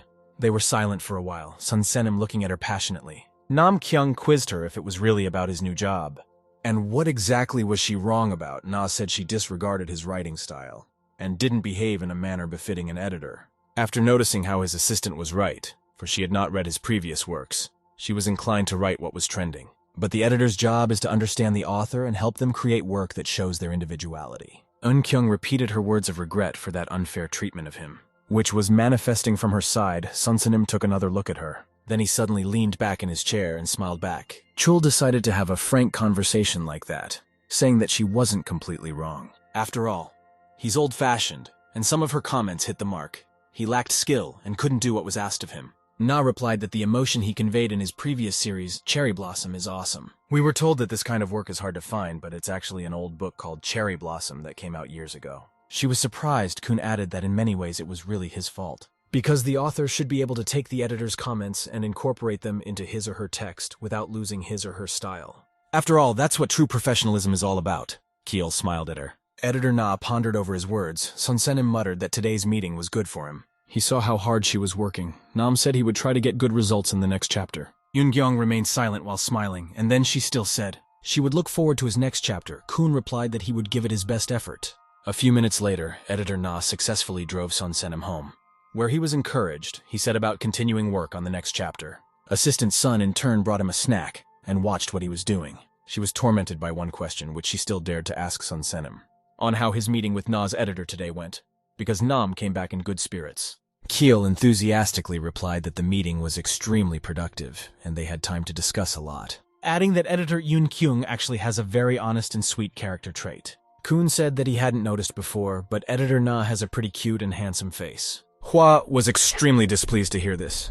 He added that she was shy, but that made her even cuter. But that wasn't really important. What was more important was that they discussed all the things about the job. Plus, they were finally able to understand each other, which will have a positive impact on the work. Swanduk SSI generally soured listening to his impressions of the cute editor. She commented that it's good to find common ground with a strict person like her. Summarizing that they understand each other on a working level, Sun clarified this point. Kun thought her question was strange. He replied that it was just a business relationship, adding that they were only talking about work and nothing like that was going on. For a moment, Swanduk-si imagined herself as his bride, wearing a beautiful wedding dress. Sun in turn asked Kwan to investigate editor Na and make inquiries about her. If you get a chance, find out who her friends are and if she is in a relationship with anyone. Min-ji had noticed that this errand came more from her personal feelings rather than business motives. But Hua said it's strictly a business investigation, and she wants to make sure Yoon Kyung's personality is adequate and that there won't be any problems. Sun said that she originally worked together with Sun Senim for personal reasons, and she just needs to do this investigation. With no such questions asked, Min replied that everything would be done, noting that originally Swangduk-si just wanted to thank Chul for the help he had given her. Also thanks to Sun, Kun was able to establish a relationship with the editor, which was her goal. Hua suggested that she's the reason Na and Nam are getting closer, Ji replied. So at least it looks that way from the outside. President Sun was silent for a few seconds, thinking about it, after which she said it wasn't enough. Kwan was surprised. Hua said she didn't fully repay Kun, because he still has to put out good work that he'll get paid decent money for. Min suggested that despite all the help on the way to Sun Senem's success, President Hua should pay attention to his company as well. Sun wondered what's going on at the firm right now. Assistant Kwan chimed in that their performance in the first quarter has deteriorated significantly, adding that it is most likely due to the investment in Sanghua factories in China, La Finesse. Hua replied that since they just started this project, it's not surprising, but Vice President Du should be in charge of oversight. Ji said she got a message from Du, who's trying to blame Sun since she's the one who created the project. In fact, there was a meeting of all directors and managers in the company, at which they actively began to discuss this project, La Finesse, saying that they have a poor first quarter performance that corresponds to just under 50%, which was a big loss for the company, and it would not have been profitable to buy advertising for the project, which was Sun's fault. Because she offered to invest in it, the shareholders were just as unhappy, but had not yet come forward to complain. It was required to get the shareholders involved, then approach the project from the other side, saying it was due to deteriorating results. And since they still had plenty of time, at least 6 months before they should stabilize the situation. Meanwhile, President Hua tried to relax and unwind at her home. Reading Sun Senema's manhwa, to which she also contributed as an assistant, was a pleasure. At that moment, Minji approached her and brought her a bottle of wine and an appetizer. Kwan asked if she was rereading that particular manhwa again. Sun replied positively. Ji has noticed that lately she's been rereading it quite a few times. Hua said, now that she has a copy, she reads it all the time and she thought she ruined the book. It's not, however, which is rather nice to know. Swan had a couple of glasses of wine, after which she started to fall asleep sitting in the chair. Minji was about to leave. But at that moment, Hua opened her eyes and said it was a true pleasure to be in her home. After a drink of wine and a good snack, Kwan noted she hadn't weighed herself in a while. Sun had said she was fine with that. Ji said that when she is with Chul and eats fast digestible food, Hua gains weight. The president asked her to close this topic as she's already answered this question and she is doing well. Kwan claimed to have investigated Na Eun Kyung as she'd requested. Min started reading about her, saying that she is 26 years old. She is a graduate of Y University, and her family consists of a single mom, and an older brother. Su-hong listened to Kwon attentively, casually sipping her glass of wine. Ji found an interesting fact about her father, saying that Oppa Na Yoon-gyung was also the author of the manhwa. Hwa assumed that Na started working in this field while under the influence of her father. Either she became an editor to help him, Kwon mused. She wouldn't jump to conclusions. Swan asked what genre he was working in, and for what company. The aide reported that he is not cooperating with the companies at this time. To be more precise, he never made his debut in this field, which makes it impossible to call him a second one. His only accomplishment was that he once wrote a short story for a small firm, but he never published a book. His younger sister also worked as an editor at a publishing house, but he never managed to get an official series. Principal Na is known by other authors as a cold and stubborn person. The reason for this could be in her op. Sun suggested that the reason wouldn't have been obvious if she hadn't been close to her oppa. Na was offended that her father couldn't make his debut while others more untalented made releases. This kind of thought pattern is understandable, but even though she looked down on all the authors, it didn't stop her from bonding with Nam Kyung. Kwon swept up. That could be rated as a green light. Hwa asked what she meant. Min suggested that Na might have cut her ties with Appa for Chul's sake. Sun called it nonsense. Ji added that Na saw her father in Sun Senim, and thus the feelings of support were passed on to the author. Hwa realized that the editor couldn't delineate between her work and her personal life, even though she didn't seem like that kind of person. Besides, she had called Sun Senim for today's meeting, Swan thought thoughtfully. Min said that the last time they met, Na had tea with him every time and acted differently. She also said that was why Hwa stayed at the hotel now that she had so much free time. And she has no idea what could happen between a guy and a girl, hinting at intimacy. Sun refused to believe that Chul was unable to differentiate between relationships and work. Sipping her wine, Kwon said that it had never been a problem for anyone.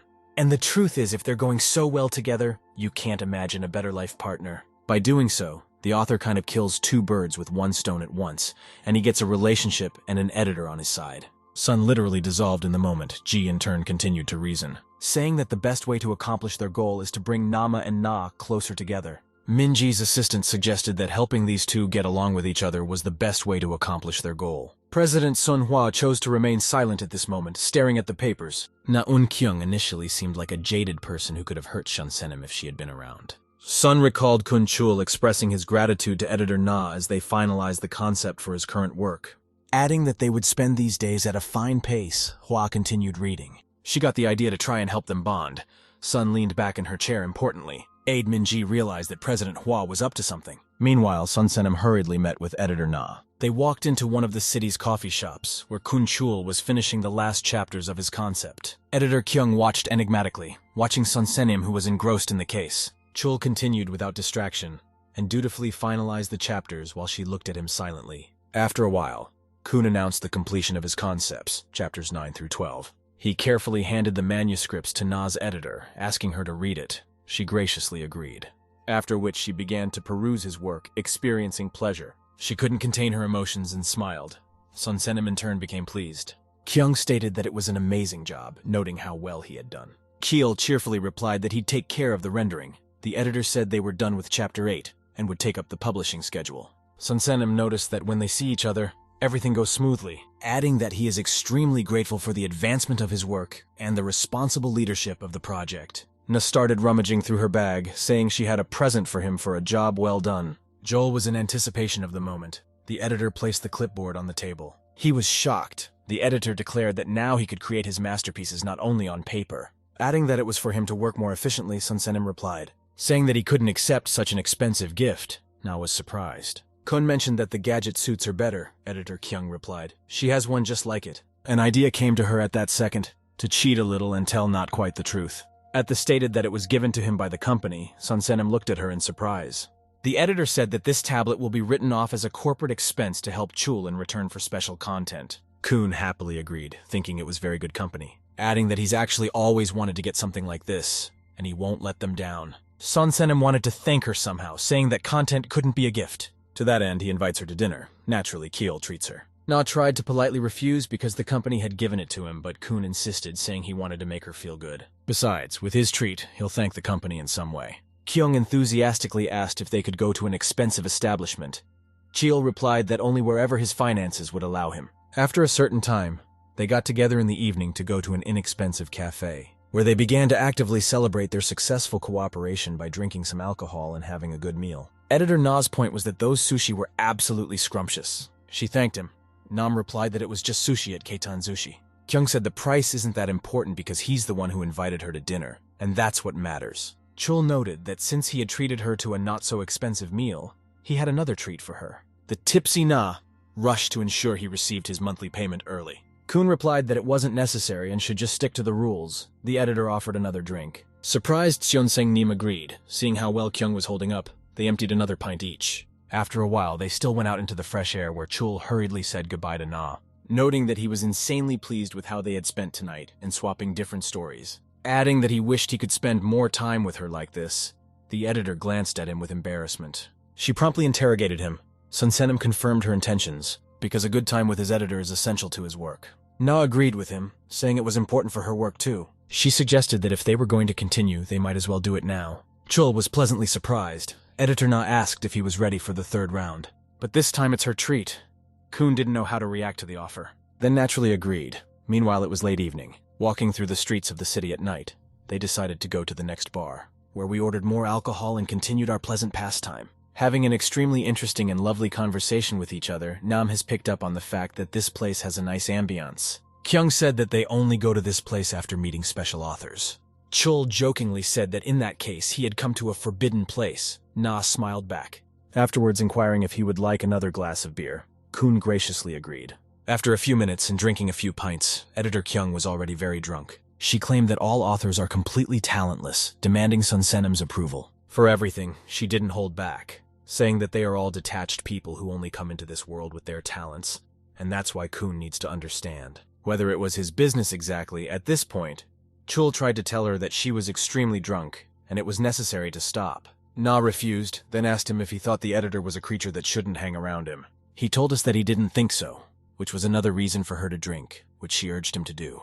Having drunk a fair amount of alcohol, Sunsenim realized that it was already late. Plus, Na's editor had gotten very drunk and something had to be done. She noticed that he looked more relaxed now. Kun had no idea how much Kyung could drink. The editor began to guess how old he was. Nam replied that he was turning 27 this year. Na was surprised, replying in that he was already so old, to which Chul agreed. The editor thought about her age, then said she would be 26 this year. Wondering if he was her oppa, Sunsenim looked at her confusedly. He said that based on age, it is. Na urged him not to talk so formally, to a girl who is only a year younger.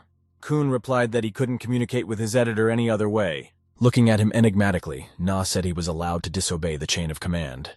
But in return, the editor asked his permission to call him oppa. Suddenly, Kyung began to talk and said again that she was about to turn 26. Also insisting on calling him oppa, Na literally fell on the bar stool, after which she started to fall asleep.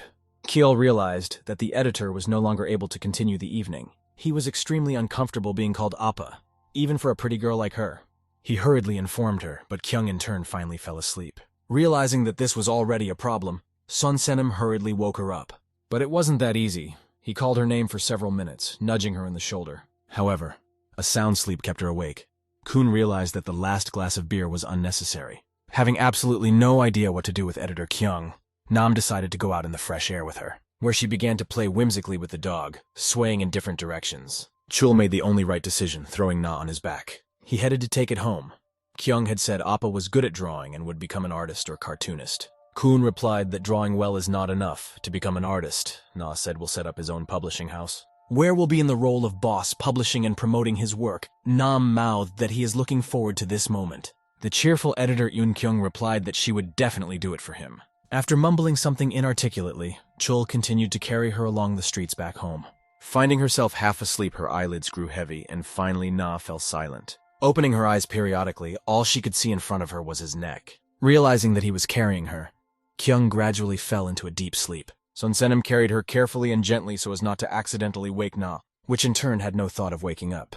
She was calm and well. Drunken Eun Kyung didn't care about anything. She felt safe. After a while, Na reluctantly began to open her eyes. Then she woke up. Looking around, she suddenly found herself lying on the bed. There was no one around. Kyung was literally dumbfounded, for she remembered being in a bar with Chul recently. Raising herself from the bed, Na looked around once more and realized she hadn't imagined it. She was actually in her apartment, in her room. Kyung began to remember the recent events, thinking that she herself had come home. After a few moments, Na remembered that Sunsenim was carrying her on his back. Yoon Kyung was horrified, realizing how much she had embarrassed herself in front of Kun. Assuming he actually carried her to her room and put her on the bed, Na hurriedly got out of bed At that moment, the door to her room opened. Kyung was extremely surprised to see Nam's assistant, named Swan, in her house, who inquired about Na's sleep. Duxi said she thought editor Eun Kyung would sleep all morning. Unless, of course, she was faking it, which the assistant asked her. In response, the dumbfounded Na only uttered her name inaudibly, looking at her in surprise. Suhong said that she got a call from Chul Seong-seongnim asking for help, saying that the editor got drunk and forgot her duties, and she also had to help Kun carry her to bed. Kyung asked if he really meant it that way, and Duxi said roughly. And the facts were in plain sight. Clutching her head, Na said that she had indeed had a little too much to drink. Eventually showing her bad side, Eun Kyung apologized. The assistant said that as long as she admits it herself, then it's okay. Adding that from now on, as a professional, she'd better not be allowed to make a fool of herself. Na was puzzled to hear such a thing from Sun Senim's assistant. Duxi in turn held herself extremely confidently while looking into the eyes of the sobering Kyung, who was literally freaking out, not understanding why Swan was talking to her like that. Ni assumed she was purposely provoking her to pick a fight, because as a regular assistant, she couldn't afford to say such things. Kyung had to unconsciously defend herself from her attacks, something she hadn't experienced even with the editor-in-chief. Na put on her glasses and said that Swan was a regular assistant.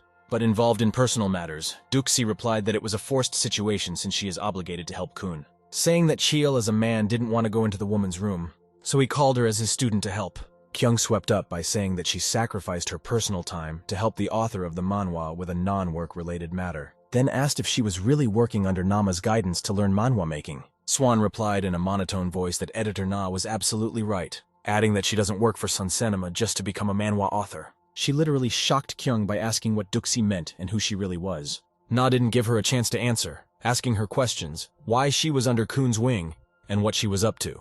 Swan was extremely concerned. Turning away, she began to mumble something inarticulately in response. Then she still said that she was here to help Sun Senim in some way. Even if it's for a significant achievement, Duxi still wants him to get it, so she's on his side. Editor Na asked why she had such high hopes for Kun Chul, and why doesn't she try to become a better author than him? Swan replied that if it would lead him to success, she would agree. But at this point, she doesn't need to become someone like that, asking if it's weird that she wants to help. Eun Kyung indignantly stated that this was all abnormal, then calmly continued, saying that their relationship should only be about work, even if they have a close relationship as student and author, which makes it seem like Swan has absolutely no expectations for anything career-wise. Na added, it's like she's here to do her best for Nam Chul, and that's not normal. After listening to her, Duxi's assistant calmly replied that as she had said, it was the law of life that in order to get something you had to give something away. She was of the same opinion. Eun Kyung couldn't figure out Sunyeon's true intentions. The assistant kept saying she had gotten hers a long time ago.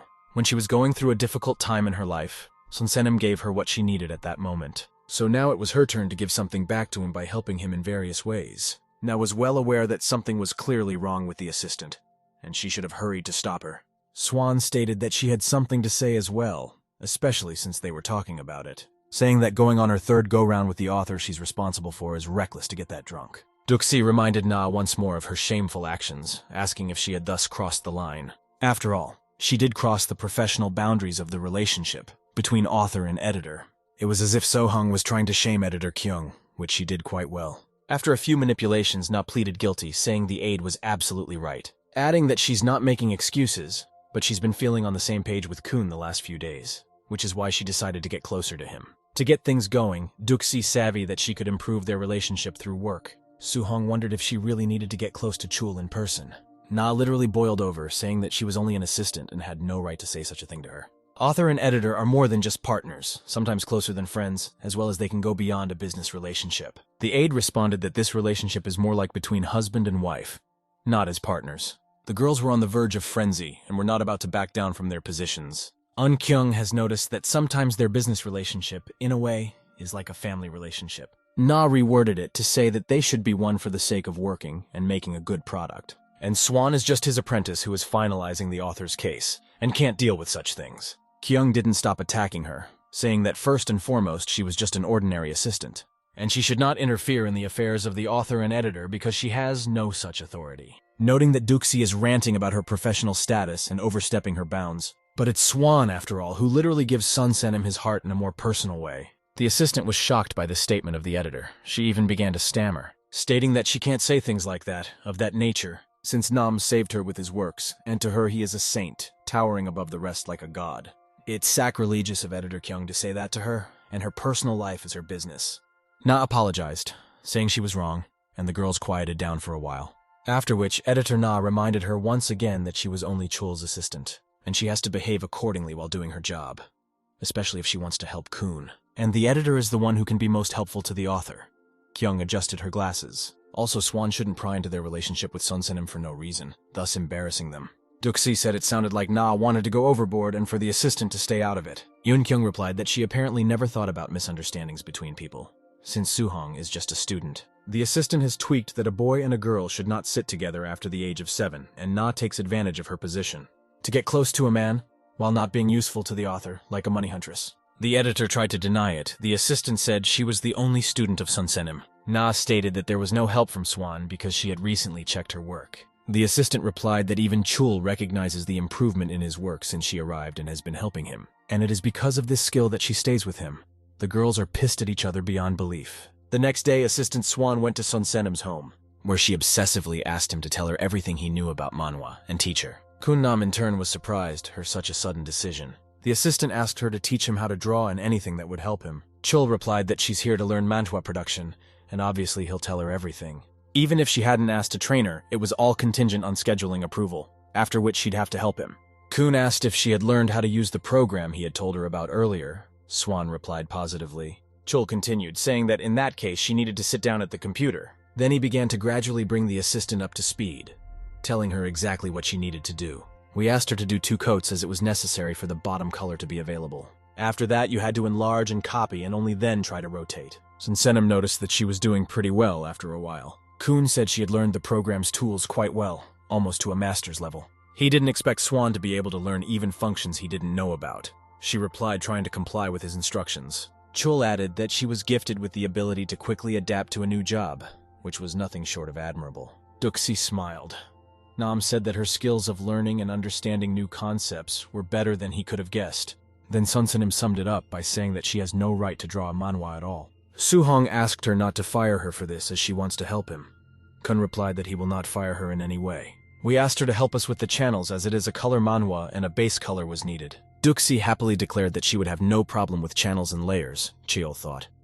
She's not a human but a computer. Sun Senim noted that serialization will be in 2 weeks, so they will work together even if they have manuscripts. Then all those supplies will be depleted by the time serialization starts. And on schedule, you have to finish 16 pages by Friday. Nam asked if she could help him Thursday or Friday night. Swan wondered if he was talking about overtime. Kun replied that it is, but he can't guarantee a feather tint job until after the deadline, so you have to work hard. Depending on the situation, they might have to pull an all-nighter as well. Duxi said it wasn't a problem, adding that she could help him with the manuscripts 3 nights in a row if she needed to, since she had plenty of energy. Sun Senim realized that there might not be more people like her. Suddenly, he started to say something inaudible. After still saying that a woman doesn't have to sleep in a man's studio, Swan stated that it wouldn't be a problem, because he is like a god to his student, and there are no barriers between the student and the god. She asked her to let him help her. Chul realized that her defenses were impenetrable, and she was too eager to help him, so he decided to take a chance and put her to work. Sun Senim smiled and said that in that case it was okay to stay late today. Swan was happy. We suggested she initially have a good meal and order food, wondering what she wanted to eat. However, Duxi said that most takeout food would upset his nutritional balance because it is made up of carbohydrates. And that's bad for digestion. She asked his permission to cook something. Sun Senim asked what she wanted to cook. Swan replied, dinner. Kun asked if she was going to cook for the 2 of them. Duxi said that option was much cheaper, and if they have to work nights out in the future, they'd rather cook than order food. She asked if she needed to go grocery shopping. Cheol replied that he had some of the ingredients, then wondered if she would have any trouble cooking something, and if it would be a problem for her boyfriend.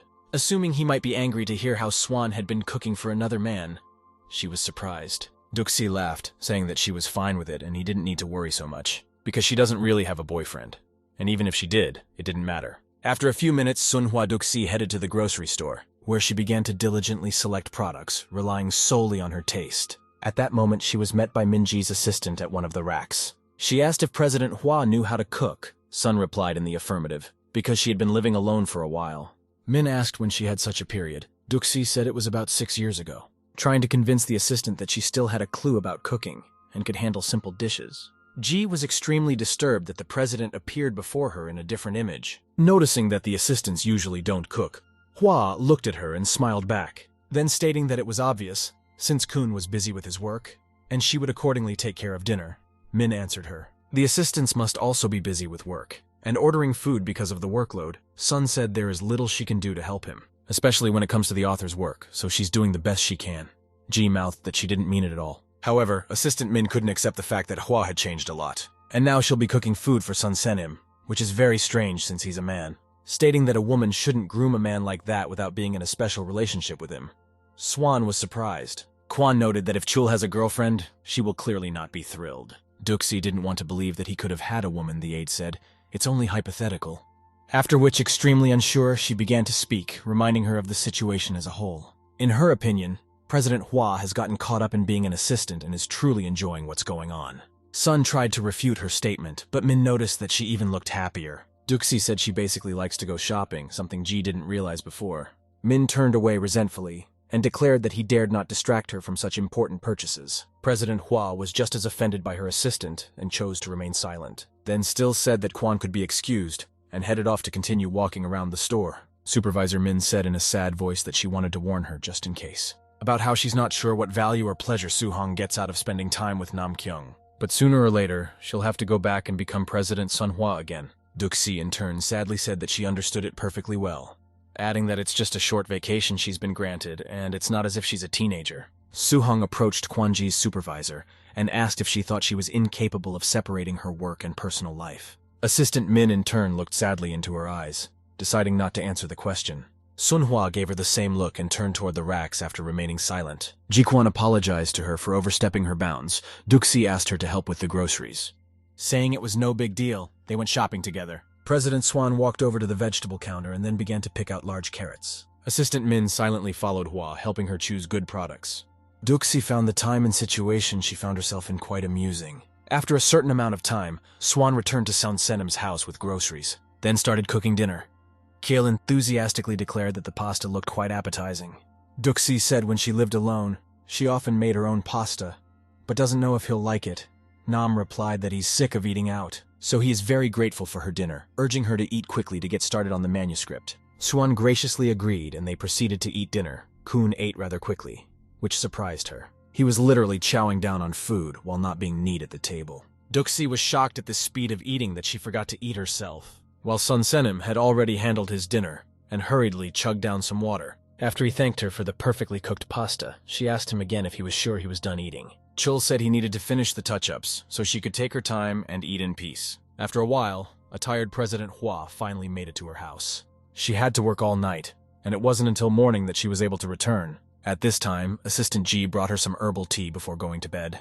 Sun said she needed to rest and come back by 3 o'clock. Min suggested that it would be more efficient to work during the day and rest at night, since yesterday was the deadline for their weekly project. Duxi replied that everything will collapse if they blow the deadline with serialization.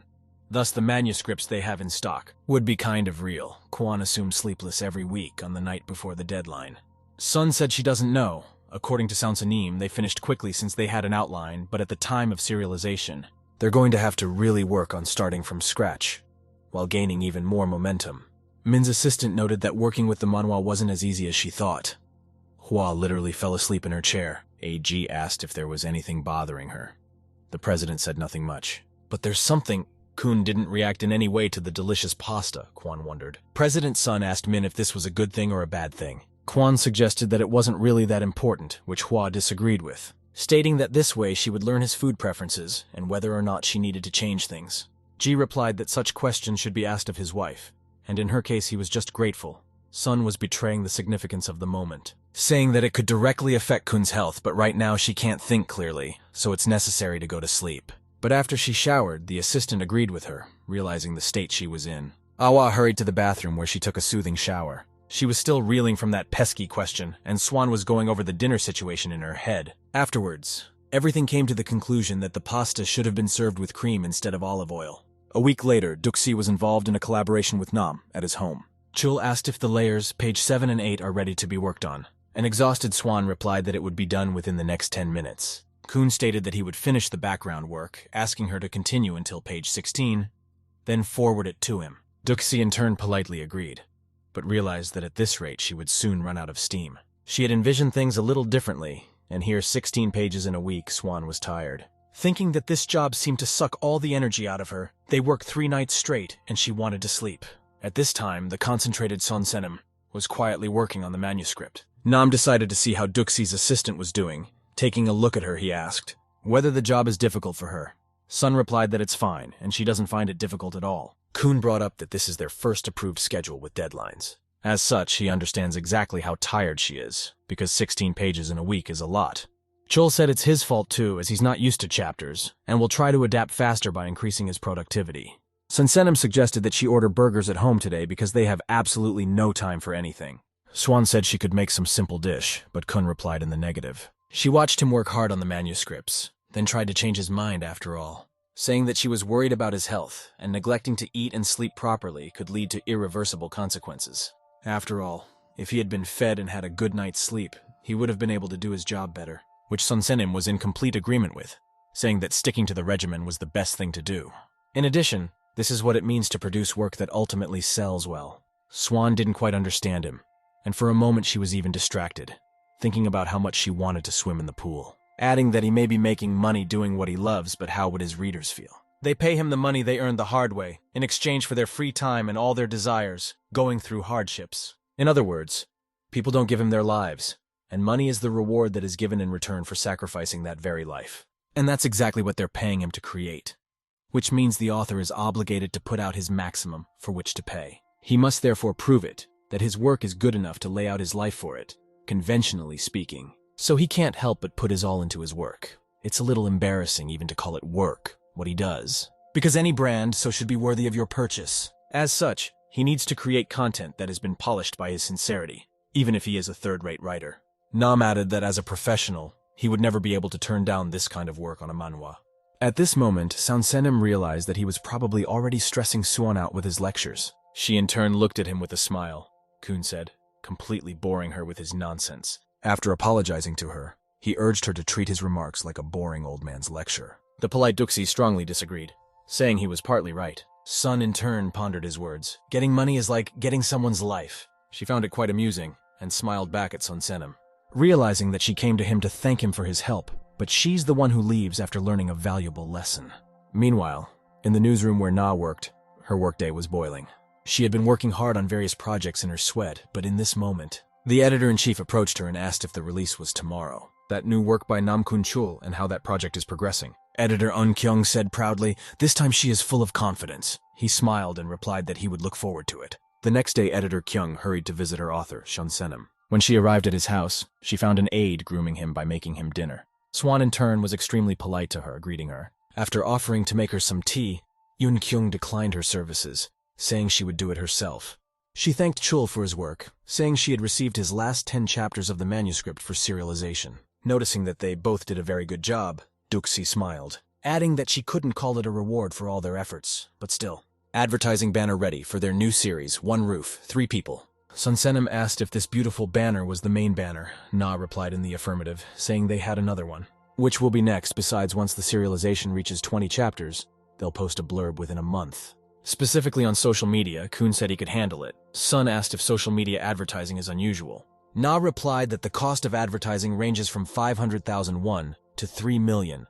Nam pointed out that with one advertisement, they would be able to attract about 10,000 new readers. Because of that, they would gain popularity. Duxi agreed with them. Afterward, Principal Un Kyung suggested that they go out instead of sticking around. Because the deadline had been successfully passed, a party could be thrown. Adding a very important detail that this event will be paid for by the company, which Hua wasn't too happy about, but they were still going to leave the apartment for a walk, as a result of which they decided to go to the pool to relax properly. The girls descended into the blissful water, where they began to rest from their work. Editor Na asked Swan if the work was so hard. Duxi replied that it was. Yoon Kyung said she noticed the assistant's good stamina. She asked how it felt after finishing the job. Hua replied that she was counting on a tighter deadline to get as far ahead as possible. Na said in surprise, which was rather reassuring to hear. Then she thanked Sonduk-si for her work, for Kiel had often said that her presence had helped him in many ways. He also said that she had a talent for design, and if given the opportunity, Na would like to see her work. So-hung said she'd be sure to show her. Kyung mentioned cooking for Kun as well. Hua cooked him dinner from time to time. Editor Na said that apparently her cooking isn't that good.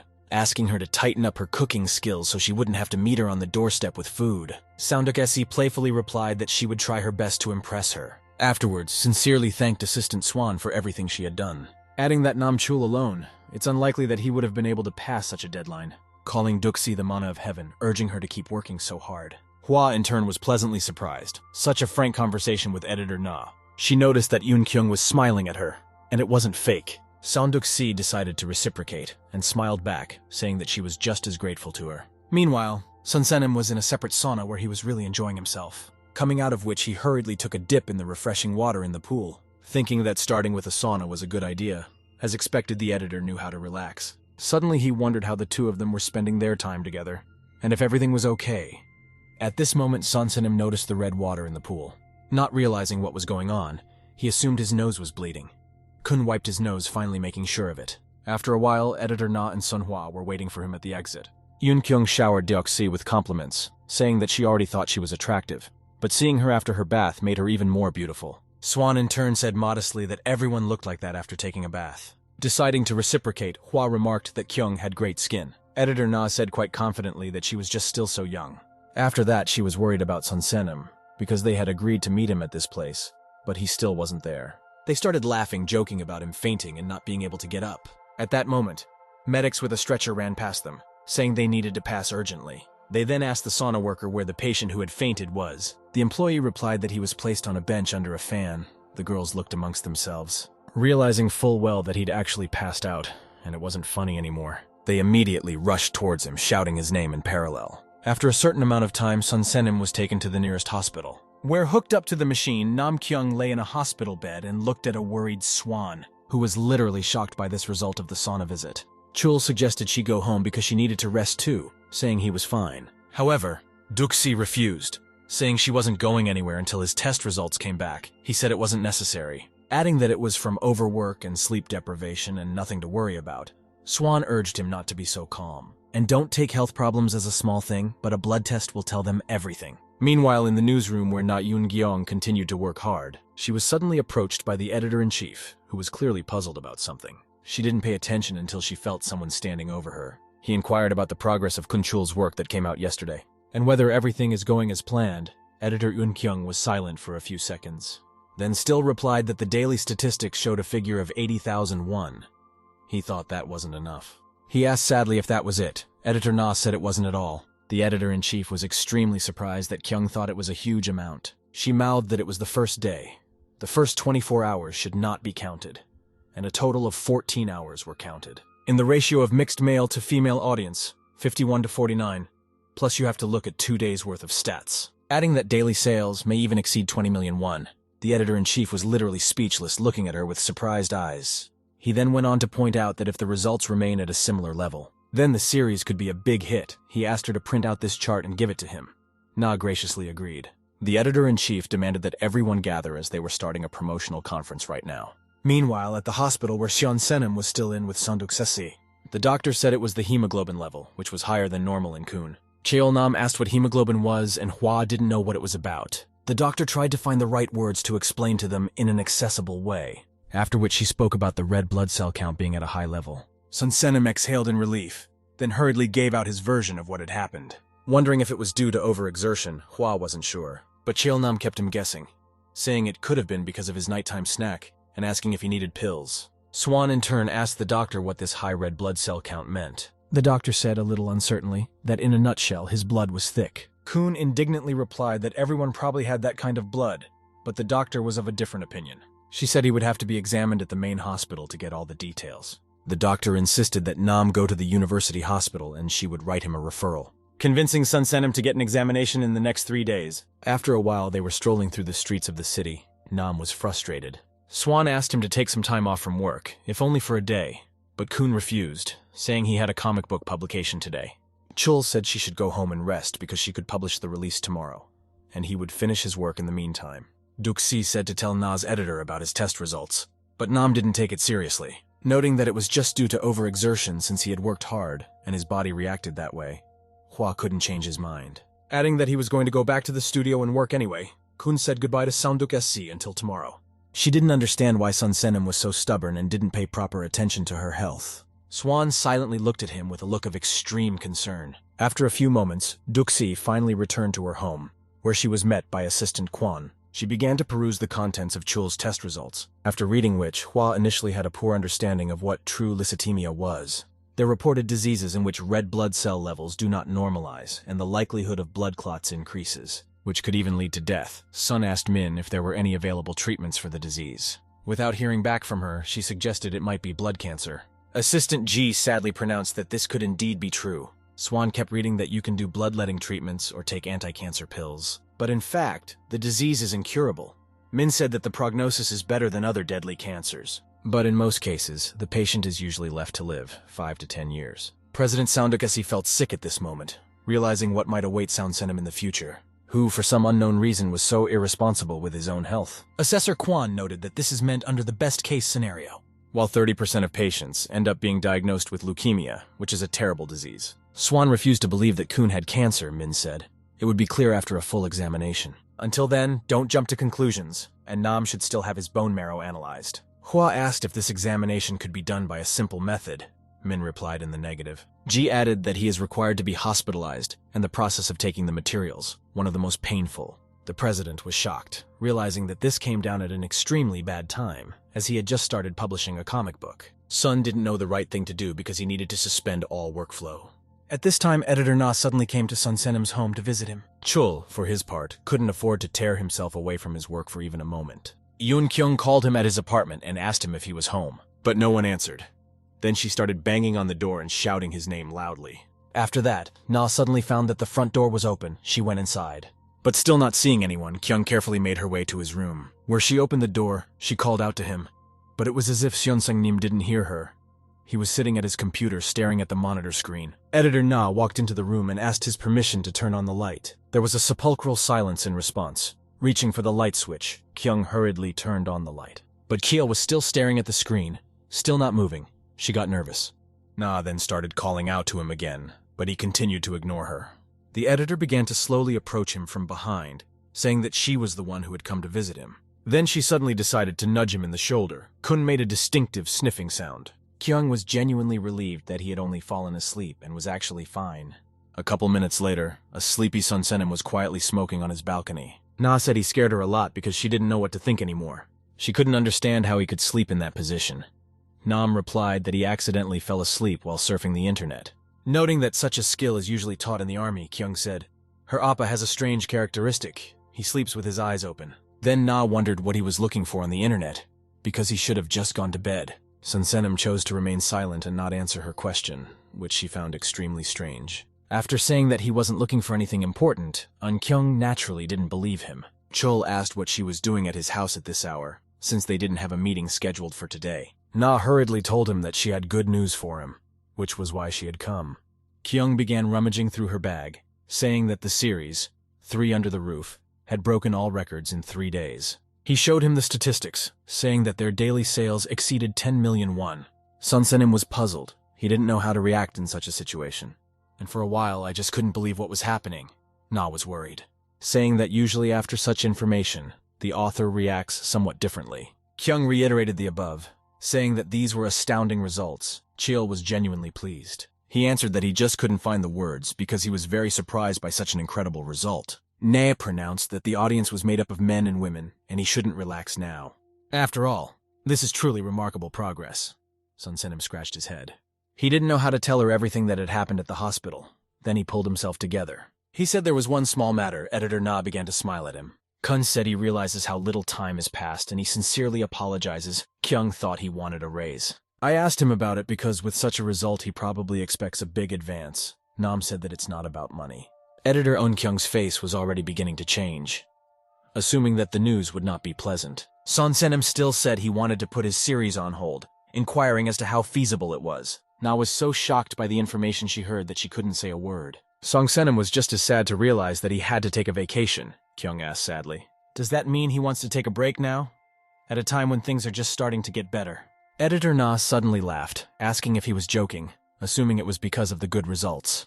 She asked him not to joke around like that, because it might give him a heart attack, but Kun was not amused. Son Senim realized that taking a break would be extremely difficult, which he told her. Editor Na realized that he wasn't really joking, and became sad in front of her eyes again. Chul tried to change her mind, to give him a break for literally one chapter. After all, he has a lot of saved draft picks in reserve, which could serve as a safety net of sorts. But a frustrated Yoon Kyung replied that they don't have the option to interrupt right now. She said it hadn't even been a month and he was already tired. The editorial staff had worked their asses off to achieve such results. And right now, they're at the point where they can't give up. They have to raise their ratings at all costs. He turned obsessive, declaring that even if he was terminally ill, he had an obligation to keep working. Sun Sin-im thought for a moment, then said that she was probably right and that he should keep trying. At that moment, it dawned on her that perhaps she had actually guessed right with the assumption. Editor Na asked him if he was really sick. Chul Kyung hurriedly reassures her otherwise, saying that it's not like that at all. And Nam isn't sick with anything so serious. But he recently got the results of a physical exam. They were not satisfactory, and they said that he should not overwork himself. Eun Kyung replied that if it's about overwork, she suffers from it too. She said he makes money at his favorite business and shouldn't ask for a break just because of a diagnosis. It's better to think about healthy eating, adding that she hopes not to discuss the topic again. Na asked him to be patient for 3 months, after which they would try to grant him a vacation, citing several famous authors who haven't vacationed in a decade to make the argument. Sun Sin-im sadly said that he understood and would not take a break, realizing how reckless that might have been. Ne got excited, starting to tell him again about his incredible success and the fabulous numbers in the statistics. After a while, they discussed all the points, and Keel continued working. As he labored to paint the characters, Swan came to him. She stood nearby and watched his talented sketches intently. Hua then pointed out that he shouldn't be working so hard. Kun pretended like he didn't know what she was talking about. Sounduk-si reminded him that he needed to undergo a full examination at the hospital. He told us he decided to postpone the exam because those tests didn't mean it was terminal. Besides, he wants to improve his health so that the examination will show that there is nothing wrong with him. Sun didn't understand how he could ignore such a thing. She insisted on getting an examination, asking him to stop for just one chapter to make sure he was okay. At this moment, Sun Sen-im suddenly became furious, shouting her name and glaring menacingly at her. We were told that a student is not allowed to tell her teacher what to do, especially in matters like this. And he had already told her that the author was working at the cost of her health, and rightly so.